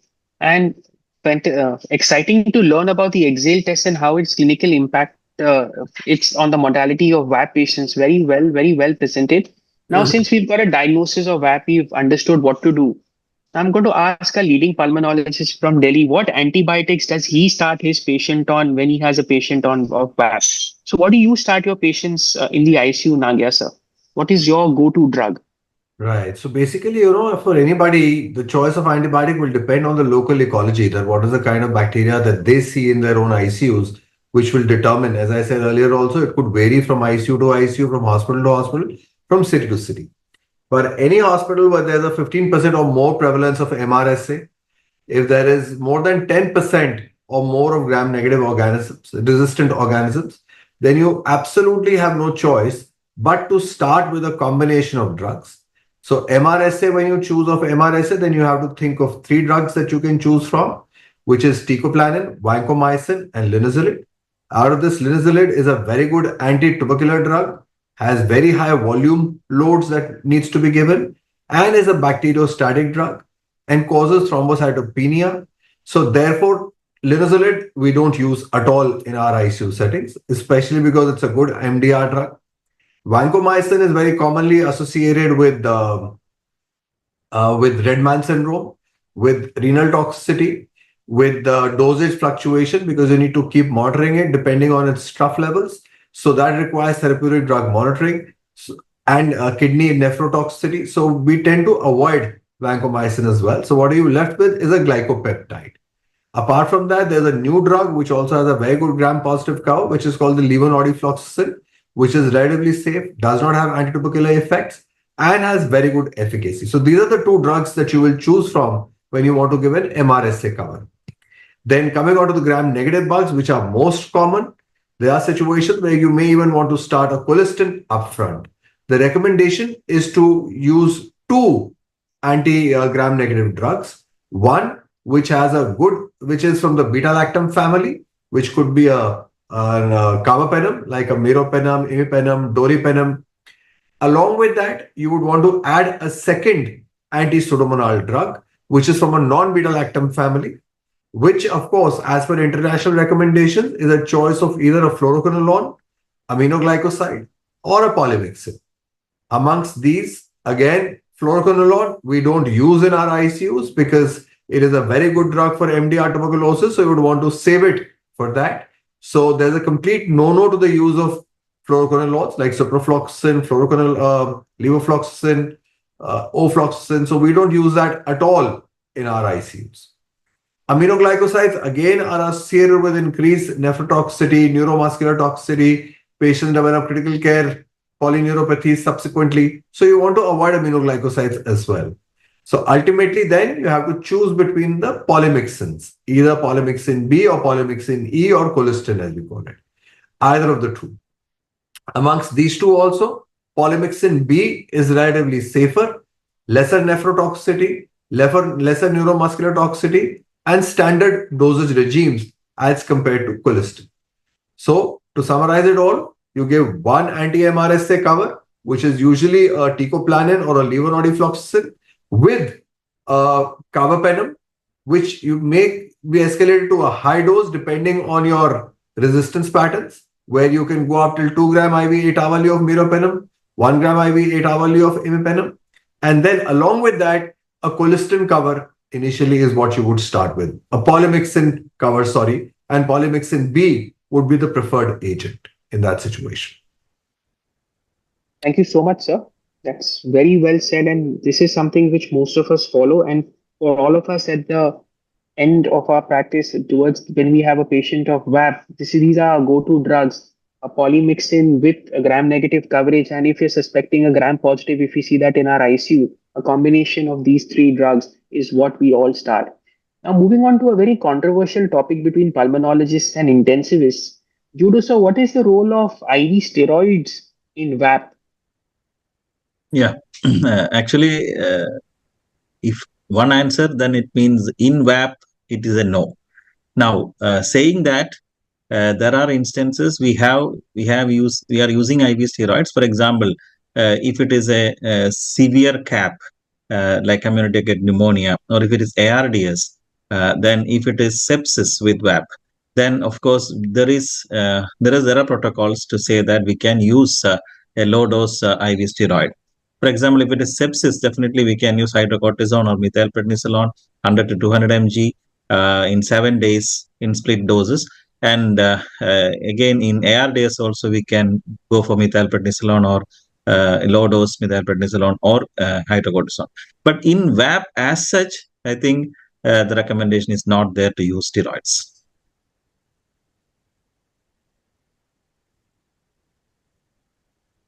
Yeah, you're muted. And we've had multiple articles telling us the importance of steroids and how cautiously and judiciously they should be used. And often, because of COVID and COVID-19 ARDS, the use of steroids in those patients improve mortality. But overall, the NEJM issued a caution of using routinely intravenous steroids in the management of VAP, unless the patient was in septic shock, where it would be indicated for surviving sepsis bundle. So this is a message which we strongly need to give all our audience, that the role of steroids has to be used with caution, and we must understand the etiology of the disease rather than blindly giving steroids for a short-term benefit and a long-term mortality in these patients. Over to you, Aratrika, madam. Now, we've all seen that these are the standard antibiotics which Vivek Nangia sir has told us that we start our patients on. But often after a couple of days, we have worsening of X-rays, elevated leukocytosis, worsening hypoxemia, and sometimes the patients just don't respond. Now, what do you do in this situation? Do you escalate antibiotics in this situation? And if so, what do you do? You've got a patient who's critically ill on the ventilator. You put him on the antibiotics, Nangia sir, and all of us standard routine protocol follow. In such a situation of worsening hypoxemia, what is your go-to drug? What do you do in this situation? Madam, you're mute. You'll have to unmute yourself. Sorry. As Nangia sir has told us, that definitely from ICU to ICU, the use of empirical antibiotics vary. And that is probably because of the local resistance patterns. In fact, most of the hospitals have their own antibiotic protocol.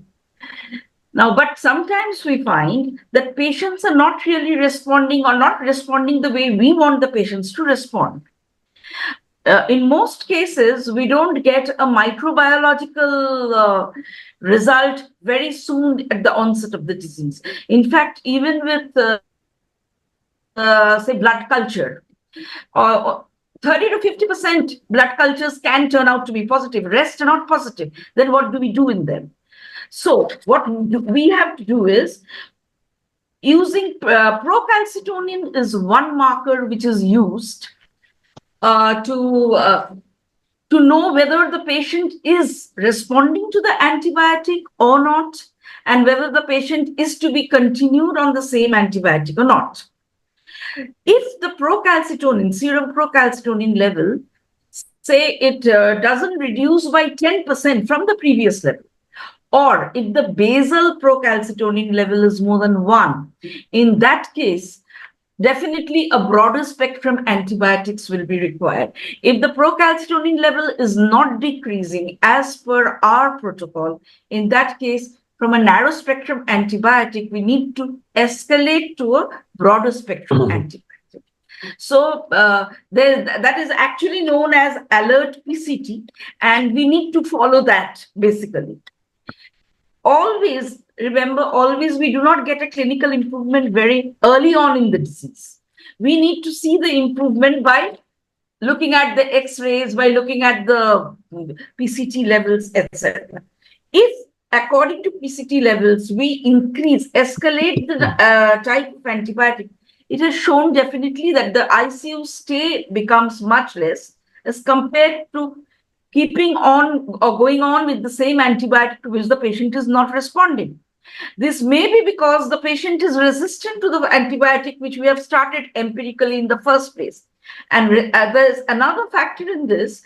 If the patient is resistant to one antibiotic and we change that antibiotic to a higher, broader spectrum antibiotic, in that case, there are chances that resistance to the higher antibiotic also may be present.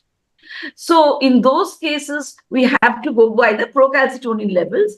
There is another marker, biofire, which we can do to see what organism is actually responsible for the VAP.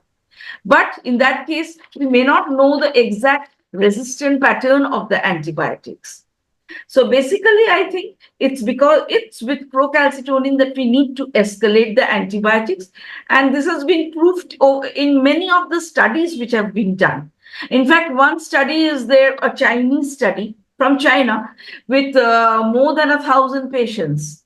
And they have also shown that monitoring of antibiotics, escalation of antibiotics by monitoring the serum procalcitonin level definitely helps.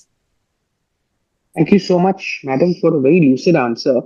And also, what some of us routinely incorporate in our practices when we're suspecting a VAP is speak to a microbiologist upfront and request him or her to run all the antimicrobial gram and the discs upfront. So even the ceftazidime, avibactam, so that we can save a day.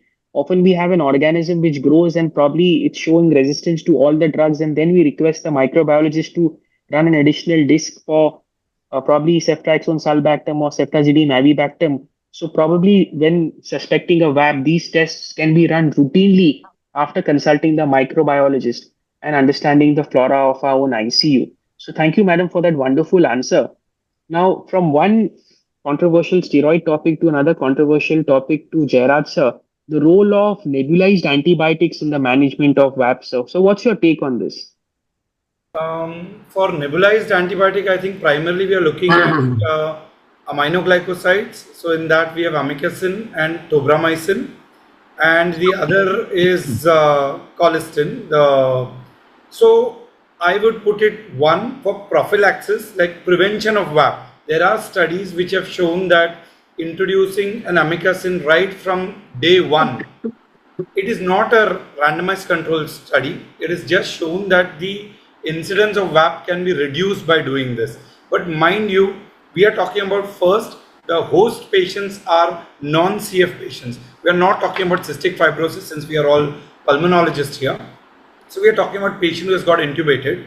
So if we are planning to give an aminoglycoside as a prophylaxis, we have to see our ICU milieu, the flora of our ICU, whether it is associated with resistance to aminoglycosides. So then it's not going to help this particular strategy. But now we're coming back to the treatment of VAP. In this, the role of colistin plays a more higher role. Like invariably, if you see the literature, we give about after the loading dose of 9 million units, we give 3 million units three times a day, about 75,000 per units per body weight, kg body weight. Now, if you go for this, you can reduce 1/3 of this by giving it as a inhalational dose. So what we follow in our ICU is about 2 million units 3 times a day in an adult patient we are talking about, and 1 million unit TDS 3 times a day as a nebulization through the endotracheal tube or a tracheostomy tube. So this increases because all these antibiotics are not going to give you a good lung penetration. So we need to give a higher concentration in the tracheobronchial tree and the alveolar level. Also, we should remember that many of these patients are associated with other extrapulmonary infections, like as sir has said, a UTI, if patient has had already a surgical site infection. All these things, if you count, we need to give systemic antibiotics and not just local inhalational antibiotic. So every patient you should consider as a different ball game, whether it is VAP, only VAP, or associated with another central line infection, urinary tract infection, or a surgical site infection. Then we have to think of more systemic antibiotics to cover every aspect of it, while at the same time we have to ensure that the lung gets a good amount of levels to be achieved for the local milieu. Over to you. Very well said, sir. You've covered the concept very well. And even the recent IDSA recommendation, you tell us against the use of nebulized antibiotics, even though we have a pseudomonas colonization, because we don't know the PK/PD, what is happening, and the systemic penetration of nebulized antibiotics. And often we do encounter bronchoconstriction and elevated cost of therapy as a result of nebulized antibiotics. So thank you for that answer, sir. Having covered the diagnosis, risk factors, management of VAP, coming to a very, very important question which we all care about at the end of the day, how well is our patient doing? So Dr. Tripude, what is the prognosis of VAP? And that's all that at the end of the day matters to all of us, that how do our patients do at the end of the day? So what is your take on this? I'm just going to answer without video so that there's no, I don't get lost again. For better coverage. Yeah, so the mortality of VAP patients is higher in patients, is higher compared to those of non-VAP patients. So if we have to see percentage-wise, it's 45% versus 27%. So VAP patients have a mortality of higher range, can go up to 70% also, as we've also seen the first slide of the presentation today that mentioned the mortality percentage of around that much. The 30-day mortality was also as high as 42.8%. So keeping these mortality values in range, not all mortality are attributable to pneumonia itself.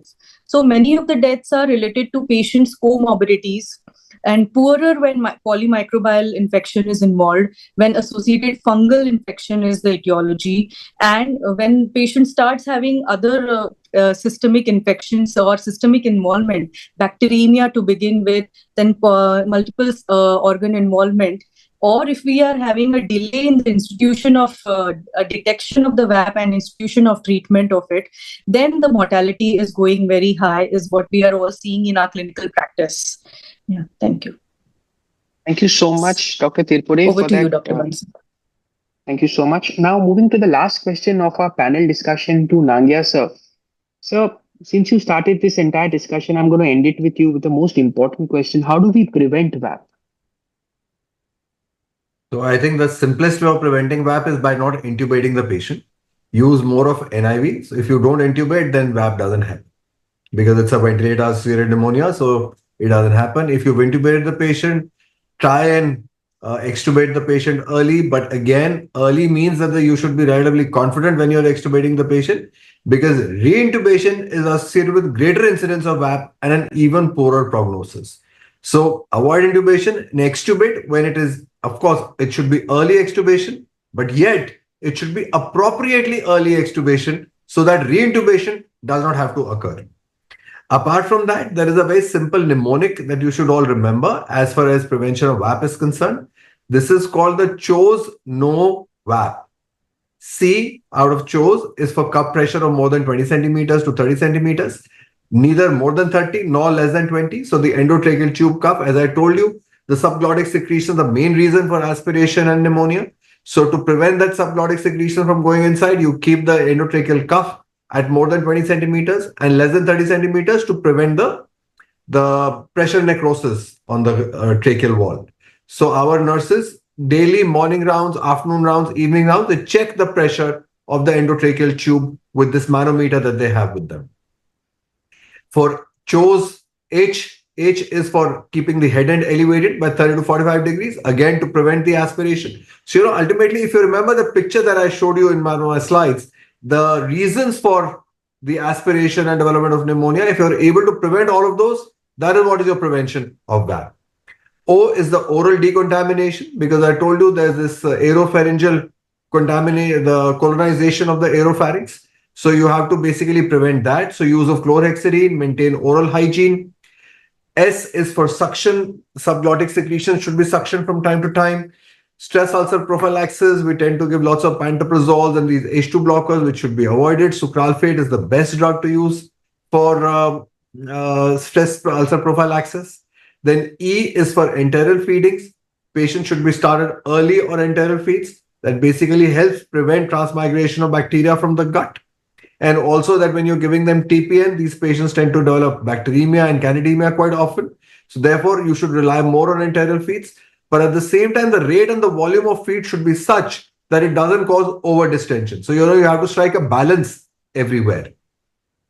Then N is for no saline lavage, that you should not be pushing in saline and then ambuing the patient and then taking the cultures. Just an ET suction is more than sufficient than what is required.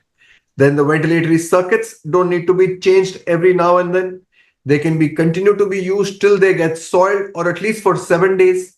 You should avoid heavy sedations, heavy paralysis in your patients. Every 24 after the first 48 hours of management of ARDS, if the patient has improved, FiO2 has come down, then you must give them a sedation-free period to evaluate early extubation and prevent critical care neuropathies and myopathies. And P finally is for the prophylaxis of DVT, which again would help you prevent a pulmonary embolism and therefore an early extubation.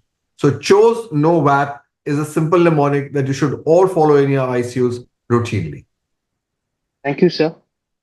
In a fairy tale ideal world, none of our patients would get ventilated and we'll have no VAP. But until then, we'll follow the mnemonic you've all taught us.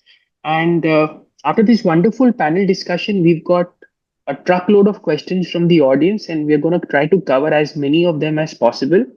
I dedicate the questions individually to the faculty, but please feel free to answer, and let's have an open discussion with everyone involved.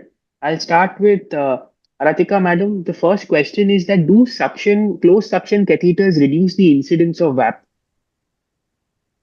I mean, you have to unmute yourself. Yes, closed suction catheters. And I want input from all our panelists whenever they feel to. Please join in. Yeah, closed suction catheters, yes. Definitely they are used to reduce the incidence of infection. So I think they are of help to reduce VAP actually. Okay. I think Dr. Judo wants to add something, please, sir. Yeah, there are literature actually. Sorry, Judo. Actually, the literature says there is no much difference in reducing the VAP using a closed system. The only thing, the PEEP is preserved by using a closed system. So that is what is more. But because the expense is more using a closed system, so you have to balance it with that. I would like to take a middle path.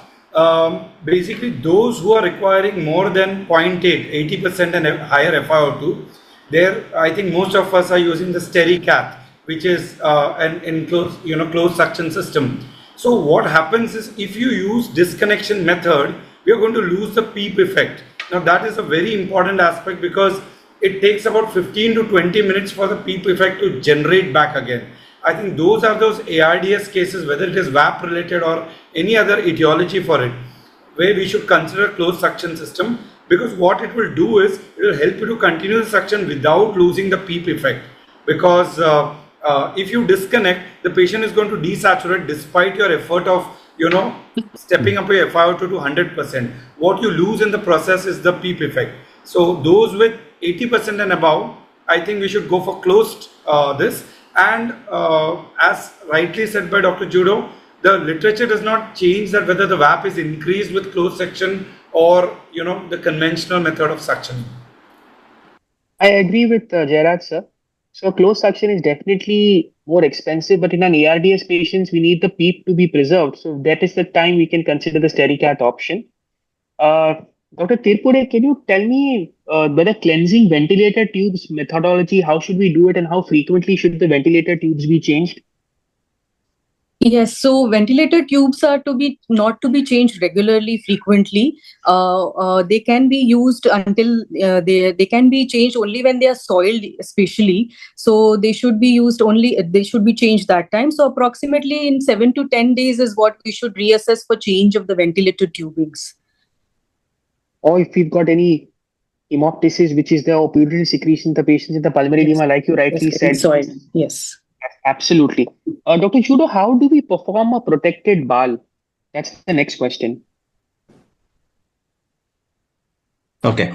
So I think there is a balloon catheter. I think we have a balloon catheter to do it. And I don't used to do it actually.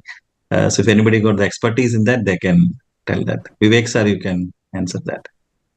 So basically, protected BAL, the idea is to prevent the catheter from getting contaminated with the endotracheal secretion and the endotracheal colonization. So now there are two ways. One, it could be through the bronchoscope, and the other could be without the bronchoscope also. So bronchoscopic protected specimen brushing or protected specimen BAL or non-bronchoscopic protected specimen BAL.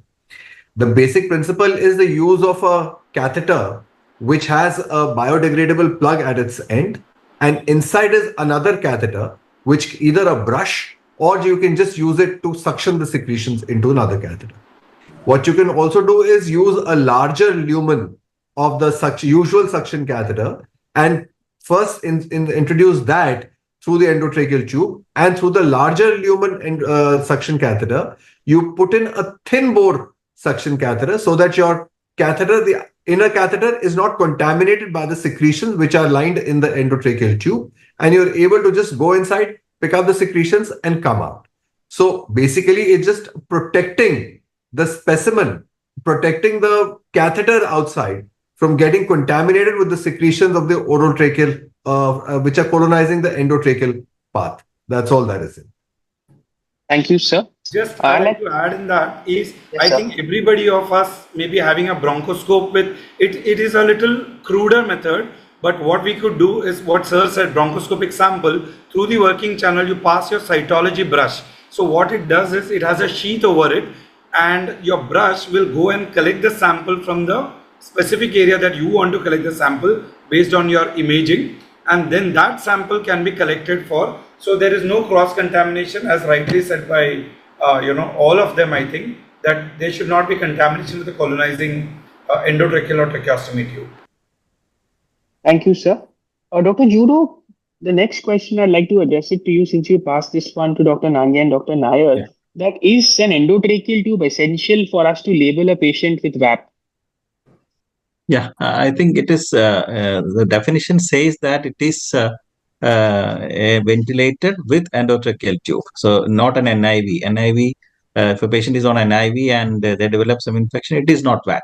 So definitely it is no parenchymal infection, but only a tracheobronchial infection, and the infection has to be you have to have a culture or something and get the infection rightly, and then we call it as a VAT. And again, the 48 hours still stand there.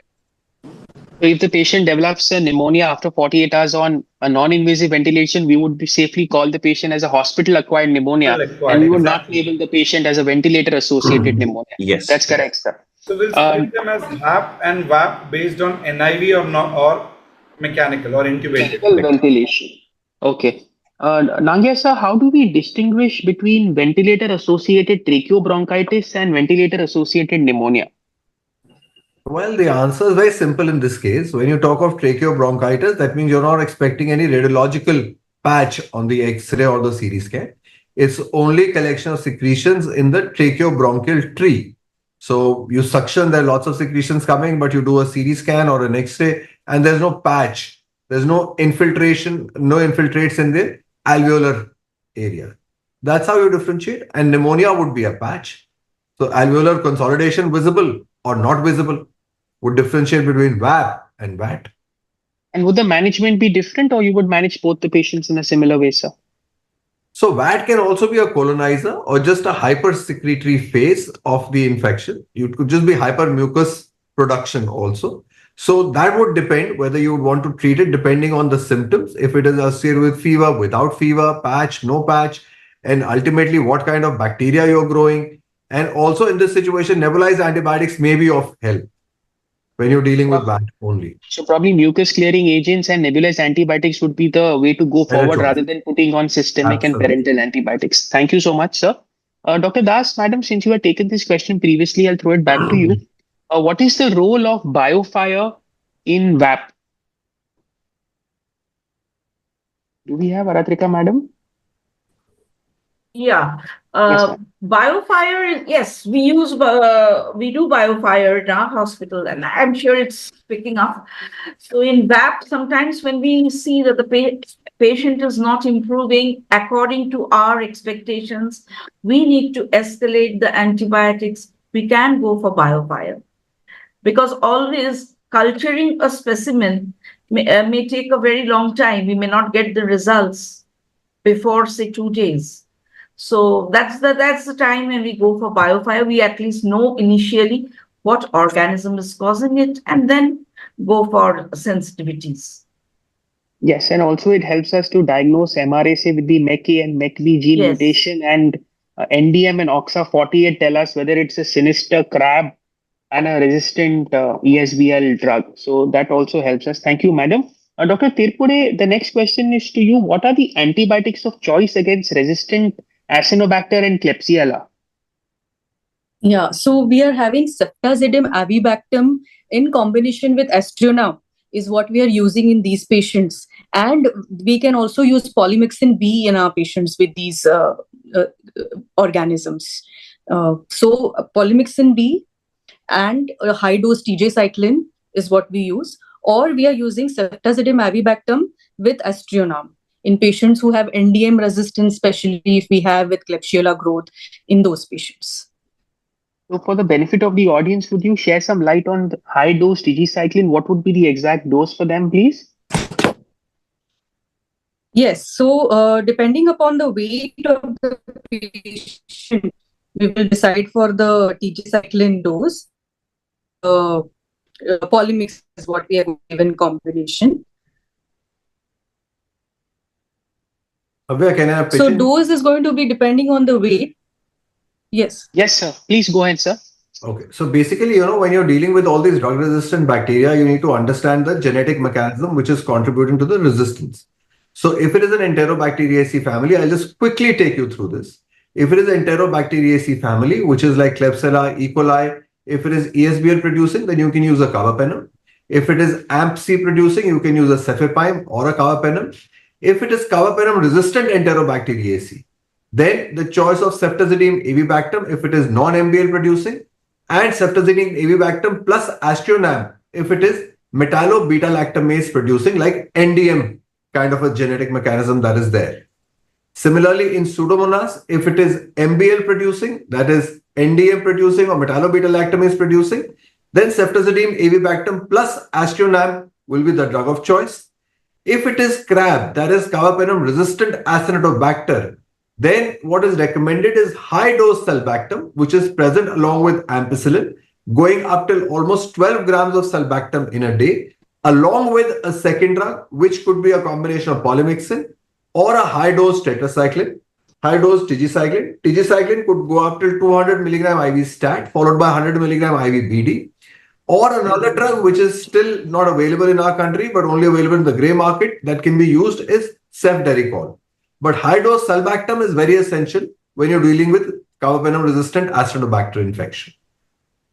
Thank you so much, sir. But before we take on any more questions, I'd like to tell and inform all of us that we've got a fantastic 1893 logins. This is all thanks to the wonderful effort of ICS helmed by Amita Madam and Sipla. We've got almost 1900 logins at the time at this webinar. Kudos to all the panelists and the speaker. Uh, Dr. Tripude, I want to ask you this question once again: that what is the role of IV steroids in VAP? Our panel, our audience. Yeah, exactly. In VAP, in VAP, exactly the role is not mentioned over the studies which have been done. But yes, we do have seen the role of VAP steroids in ARDS patients. And so, yeah, for this VAP, the steroids have not got a specific role.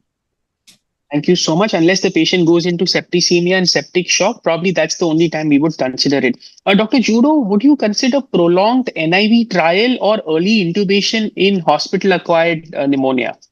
And why? What would be your way forward, sir, in these patients? Yeah, NIV trials, because once the patient is stable and conscious, and if the GCS is fine, I think we can give an NIV trial at least for 2 days, 48 hours minimum. So if everything is fitting into it, then if it is worsening, then definitely we have to have a backup intubation and then intubate the patient, because definitely intubating the patient always is having a risk, extra risk of getting infection. And especially if it is depends on the patient also. If it is a COPD patient, a chronic lung disease patient, especially, they are the best candidates, best to put on NIVs, and the maximum you put on NIV. Thank you, sir. Aratrika, madam, when do you suspect a fungal co-infection, and what antifungals would you use in our patients with VAP? Yeah. Again, in a patient of VAP, we are giving adequate antibiotics.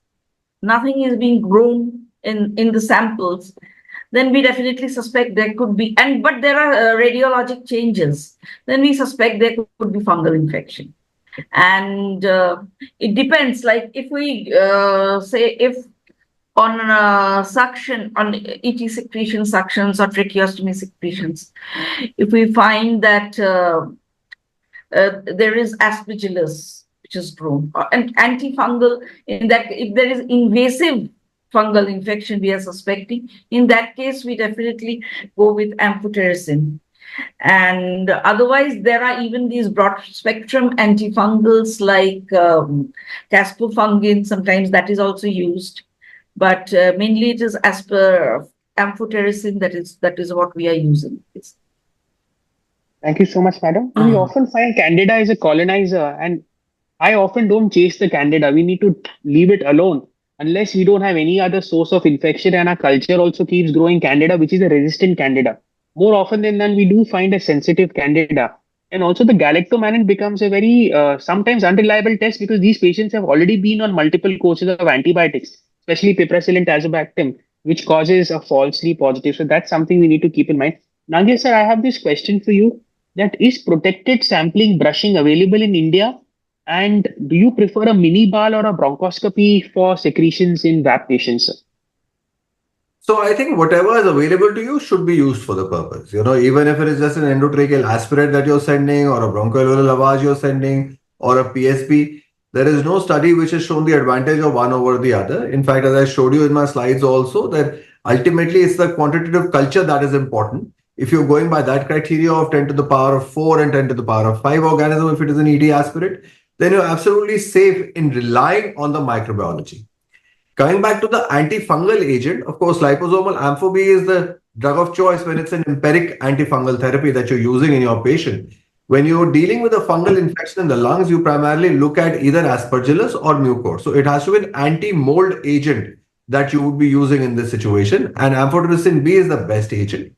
Second to that is now the azoles. Amongst the azole, isavuconazole is one drug which covers the mucor as well as aspergillus.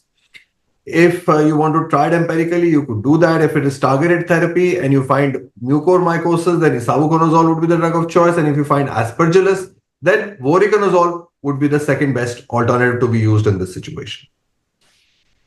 Thank you, sir. I move on to Jairah, sir. So what are the ventilatory strategies you adopt while doing a bronchoscopy in a VAP patient, sir? Very important question. Now that we have finally decided that we have to do a bronchoscopy, so we have special devices which can be connected to the endotracheal tube. Now, as I was explaining it the previous time, when you do a bronchoscopy, you are going to pass through the only existing lumen of the endotracheal tube. So in case you want to maintain the ventilation, we can have something which has like a suction connector through which, while we continuously connect, the way we have it in NIV, broncho mask, we can have a swivel adapter. So I'm not able to show you the image probably. So what it does is it continues to ventilate the patient. It helps you to keep the PEEP effect continuously, especially in those with VAP with very high FiO2 requirement and high PEEP requirement. So there, what it does is it has a silicone opening through which your bronchoscope will pass through and snugly connect the outer diameter of the bronchoscope. So while you do the bronchoscopy, you will continue to ventilate this patient with the same setting. Of course, the basic rules of pulmonology remains that if your patient is on 60%, you need to escalate the FiO2, hyperoxygenate the patient transiently for the time that you will be doing bronchoscopy through the endotracheal tube or a tracheostomy tube. Before you insert the endotracheal tube, please remember that what is your outer diameter of your fiber optic bronchoscope, what is the diameter of your endotracheal tube. Please do not think of changing the endotracheal tube just because you want to do a bronchoscopy, because changing the endotracheal tube, you can ride it over a bougie and all those things you can do, but these are all very adventurous things. So when you are thinking, think that an endotracheal sample is going to give you the same yield as a bronchoscopic sample if you have a smaller endotracheal tube, or procure a smaller diameter bronchoscope through which you can continue the bronchoscopy without affecting the ventilation of the patient. So improving the FiO2 requirement before starting the bronchoscopy, using a swivel adapter in an endotracheal tube, all these are the strategies which you can maintain so that you can do your bronchoscopy successfully, quick in and quick out, only to collect the sample and come out. Or as you rightly said, therapeutic, to remove a plug, or a collapse. These are the things that you have to keep in mind. So Judo, an addendum question to that is that would you change the PEEP, the respiratory rate and the tidal volume while doing a bronchoscopy? So quite some newer ventilators give you the leak mechanism. You can calculate how much of it is getting affected when you pass the endotracheal tube. So according to that, you can step up your tidal volume to that effect. The PEEP, I think you will have to assess the hemodynamic stability, how much of the inotropes is on to the patient, and then you can step up. There is a direct calculation. All our standard textbook Fishman gives how much of FiO2 you need to adjust for a PEEP requirement. During the bronchoscopy, you can step up the PEEP as well as the tidal volume to compensate for the leak factor that you get to see. You can see it live by subtracting the VTI and the VTE, that is the inspired tidal volume and the expired tidal volume. So that factor which changes, is that what you can compensate it by improving the or increasing the tidal volume in the settings. Or also what simply you can do is just shift the patient to a pressure control ventilation, and that would determine the tidal volume. Rightly said. And keep the FiO2 at 100% just before you're starting the procedure. So different approaches can be tried. If you're doing a quick in and quick out, which is going to be a 60-second to a 120-second, just increase the FiO2. Don't change the ventilator settings, because often there are too many cooks which are there at that point of time. Not know your previous setting unless they're documented. Yes, if a therapeutic procedure is considered, then yes, a pressure control makes sense. Of transiently increasing the PEEP and keeping the same volume could be altered. Now, Dr. Judo, what is the role of prone ventilation and the role of ECMO in VAP? So when do we consider these two things in VAP? No, as such, I think we are not considering it unless the patient goes into a severe pneumonia with ARDS. So then, as just like any other ARDS, severe ARDS, we can consider a prone ventilation as well as ECMO also, and if then also balance the patient. If it's a young patient, then if it is a like the preserved lung patient, then definitely we have to go for it. So it depends on the patient, depends on the disease, and it depends on the condition of the VAP and the complications of the VAP. We can go for it. Thank you. So we have a case which is there, which is a question which has been posted for a patient admitted in Jammu and Kashmir. There's a patient of SLE on the ventilator for the last 15 days via tracheostomy. She has received pulse steroid, cyclophosphamide, plasmapheresis, currently on Poly B day 14, sulbactam, daptomycin, Septran DS. How long should antibiotics be continued? Whether escalation is required? Should repeat cultures were sent today and on day 14, Procal is 4, WBC 6, and previous antibiotics were given as per sensitivity. So probably the question is how long should the antibiotics continue and whether anything needs to be changed and escalated. Our esteemed panelists, please take up this interesting case which has been posted by Dr. Dar from. With a few things. Is first that this is an immunocompromised host. So we will start thinking of opportunistic infections, especially with the amount of immunosuppression that has been used in this patient. Next, I will go to the clinical criteria. Is the patient having fever, new opacities on the X-ray? Is the purulence of the tracheal secretions quantity as well as the purulence increased? All this put together, a sample which has been sent for bacterial, fungal, a PCP because it's a immunocompromised host, and fungal cultures. All these things we need to send. I'll be a little more pro towards collecting a bronchoscopic sample in this patient in case it warrants clinically that this patient is not improving. Otherwise, if the patient has improved, no fever, the secretions have come down, it has become mucoid, the counts are okay, and there are no new shadows, opacities on the X-ray, then I think we need not be very aggressive. It depends upon the clinical scenario. Others can add, please. So a couple of more things. One is daptomycin is not a good drug when you're dealing with a respiratory tract infection. Daptomycin is exclusively for bacteremia if the patient has. Otherwise, it does not have any penetration to the lungs at all. So if you want to give a gram-positive cover, then you would rather choose something between a teicoplanin or a levonorepinephrine. The other thing is, as Dr. Jairaj rightly said, that you need to send proper cultures and then decide. And sometimes you may even want to consider an antifungal agent here, like a liposomal ampho-B, because the patient is grossly immunocompromised, has received 14 days of antibiotics. So there's always a likelihood of now and either an aspergillus growing or a candidemia happening. So to cover both, liposomal ampho-B would be a very good drug to use in this situation. And obviously sending all cultures for PCP, CMV, CMV, absolutely. Should be considered. Yes, sir. Dr. Judo, you want to add something, sir? I think, yeah, most of the things are answered. I think that is fine. I think that's the main thing. Yes. Now the next question is to Aratrika, madam. What is the role of TPN if the patient is not tolerating RT feeds in VAP? A very important question. And what would be the best TPN and how much to start? And what is the role of amino acids in this situation? Oh, can you just repeat the question, please? Yes, ma'am. When do we start TPN if the patient is not tolerating RT feeds in VAP? Well, if the patient is not tolerating RT feeds and the patient is having, so in spite of giving RT feeds, if the patient is having refluxes, if the feeds are being aspirated again and again, we stop all feeds and then give ATPN. The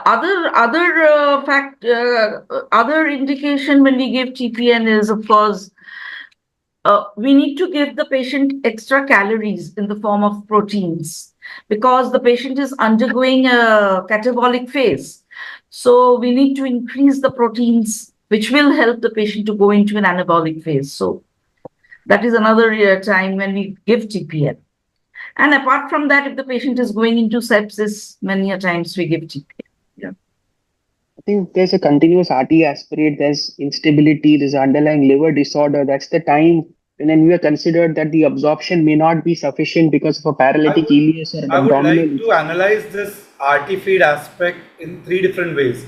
Why is the patient's RT aspirate, high or RT not tolerated? It will begin from, is the patient in sepsis on inotropic support? Because this is where the GI mucosal edema is there, which is not letting the absorption of the nutrients or the the feeds that you're giving. So that is one aspect. So your patient is probably very serious. The other aspect is the patient suffering from a abdominal problem? Does he suffer from subacute intestinal obstruction or any surgical condition which warrants the use of total parenteral nutrition? In total parenteral nutrition, you can classify them patients who are critically ill, though their RT feeds are on. There is a role of giving omega essential fatty acids, omega-1 and dipeptidyl essential amino acids as an add-on for better outcomes. Though these are not RCTs, they are just one-sided studies. And of course, finally, when it's a surgical abdomen, like we had a patient of tuberculosis who happened to have ileocecal TB along with it, patient was on 80% FiO2 on ventilator, disseminated tuberculosis. That is where we had to use injectable anti-TB along with total parenteral nutrition. Mind you, it comes with a lot of complications, the hyperglycemia, the dyselectrolytemia, the thrombophlebitis, and all this you have to keep in mind, having a central line access, though there are TPN which are available for peripheral vein also, and it is associated with a lot of thrombophlebitis and dysglucosemia and dyselectrolytemia, and a lot of metabolic changes that happen. So all this have to be considered before thinking of TPN. TPN is an option, especially when things are not going enterally. But go back to enteral feeds as quickly as possible whenever the condition permits. Well, one point I'd like to mention is many of these patients have paralytic ileus. So what happens is they have abdominal distension. So in one way, the breathing is also compromised. And on the other hand, the patient has this RT aspirate. So these are the patients who require TPN. Thank you, madam. And also, even if the patient's not requiring TPN, for all our mechanically ventilated patients, unless contraindicated, a high protein diet is advisable, at least up to 2 grams per kg, Yes. and to meet the adequate calorific intake. Some very small thing which a nutritionist can easily take into care and makes a tremendous difference in preventing critical illness, myopathy, neuropathy, and improving the outcome.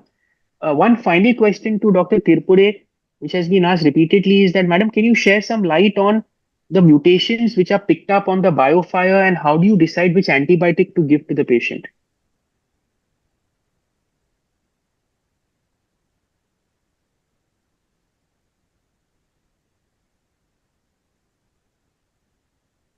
Do we have Dr. Tripude, madam?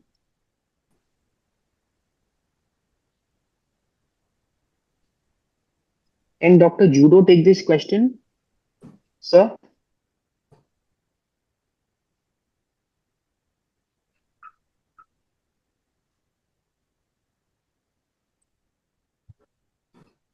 Okay, so I think, Nangia sir, would you like to explain? Again, I've already done that once. You want me to do it again? Okay.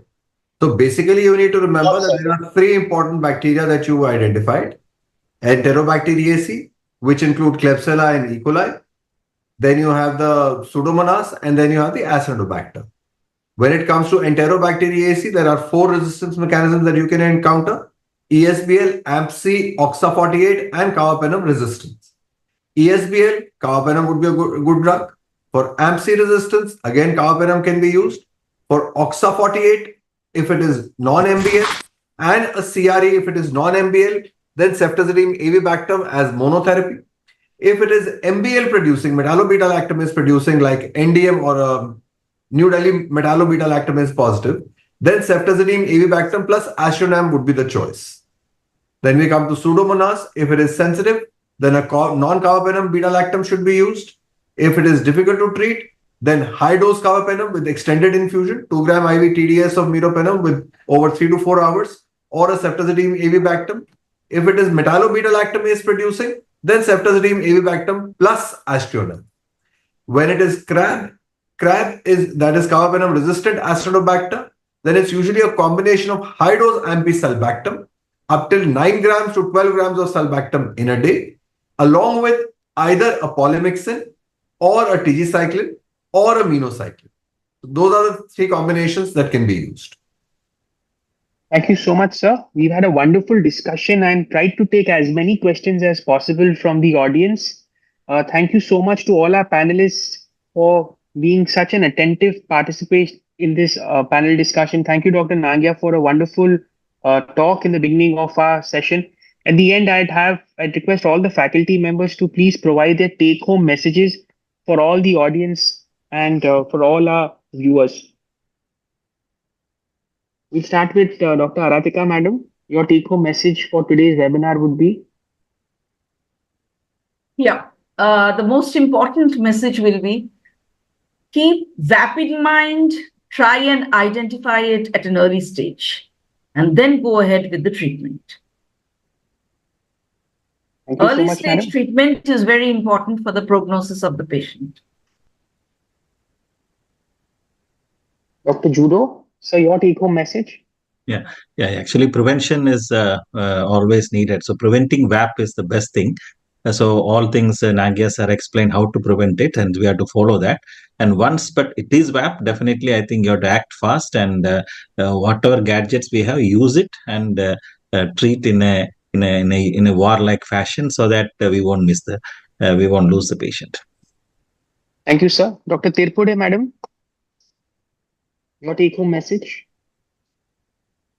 Sorry. So, yeah, we need to act fast for our patients and decide when it is the correct time to escalate and decide when it is VAP, keeping the high risk factors in mind. So, who will land up into VAP is what we'll understand. Also, some more studies have to be done to demonstrate these new technologies which are coming in, the new tests that we spoke about. So, to validate them, and some clinical scores, also the new scores are needed for better treating our VAP patients.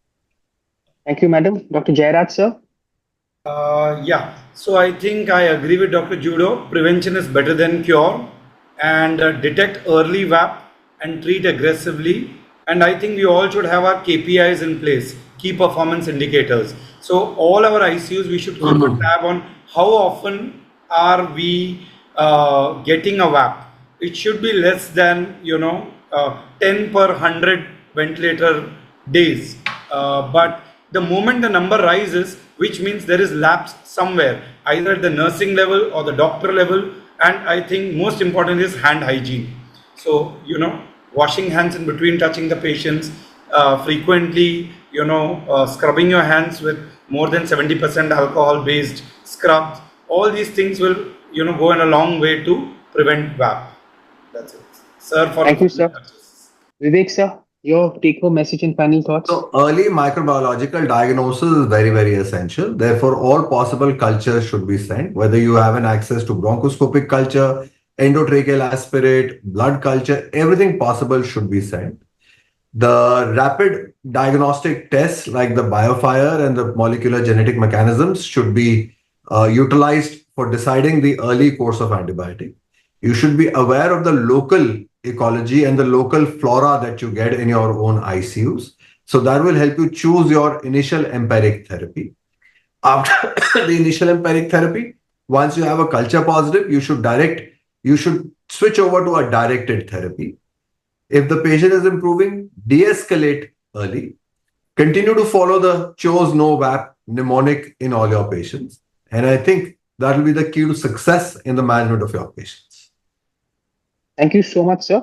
My final take-home message would be slightly an addendum to this. Involve your support care staff, your nutritionists, your physiotherapists. They improve the quality and they reduce the mortality significantly. And when in doubt or stuck in a complicated VAP, don't hesitate to involve your infectious disease specialist, as sometimes an out-of-the-box thinking or a shared approach would have a better clinical outcome in the management of all our patients. With that thought, I'd like to thank all our audience members for staying up till 10:45 with all of us. Thank you, Sipla, for organizing this webinar wonderfully. Thank you, Indian Chess Society, Amita Madam, Rajadhar sir, Sandeep Salvi sir, for executing this in a fantastic way. And last but not the least, our speaker, Vivek Nangia sir, all our esteemed panelists, Dr. Aratrika Das, Dr. Judo sir, Dr. Jairah sir, and Dr. Tripude Madam, for being with us till the very end and answering all the questions patiently and giving us an enlightening session today. Thank you, everyone. Thank you so much. Thank you. Thank you very much. Thank you very much. Thank you.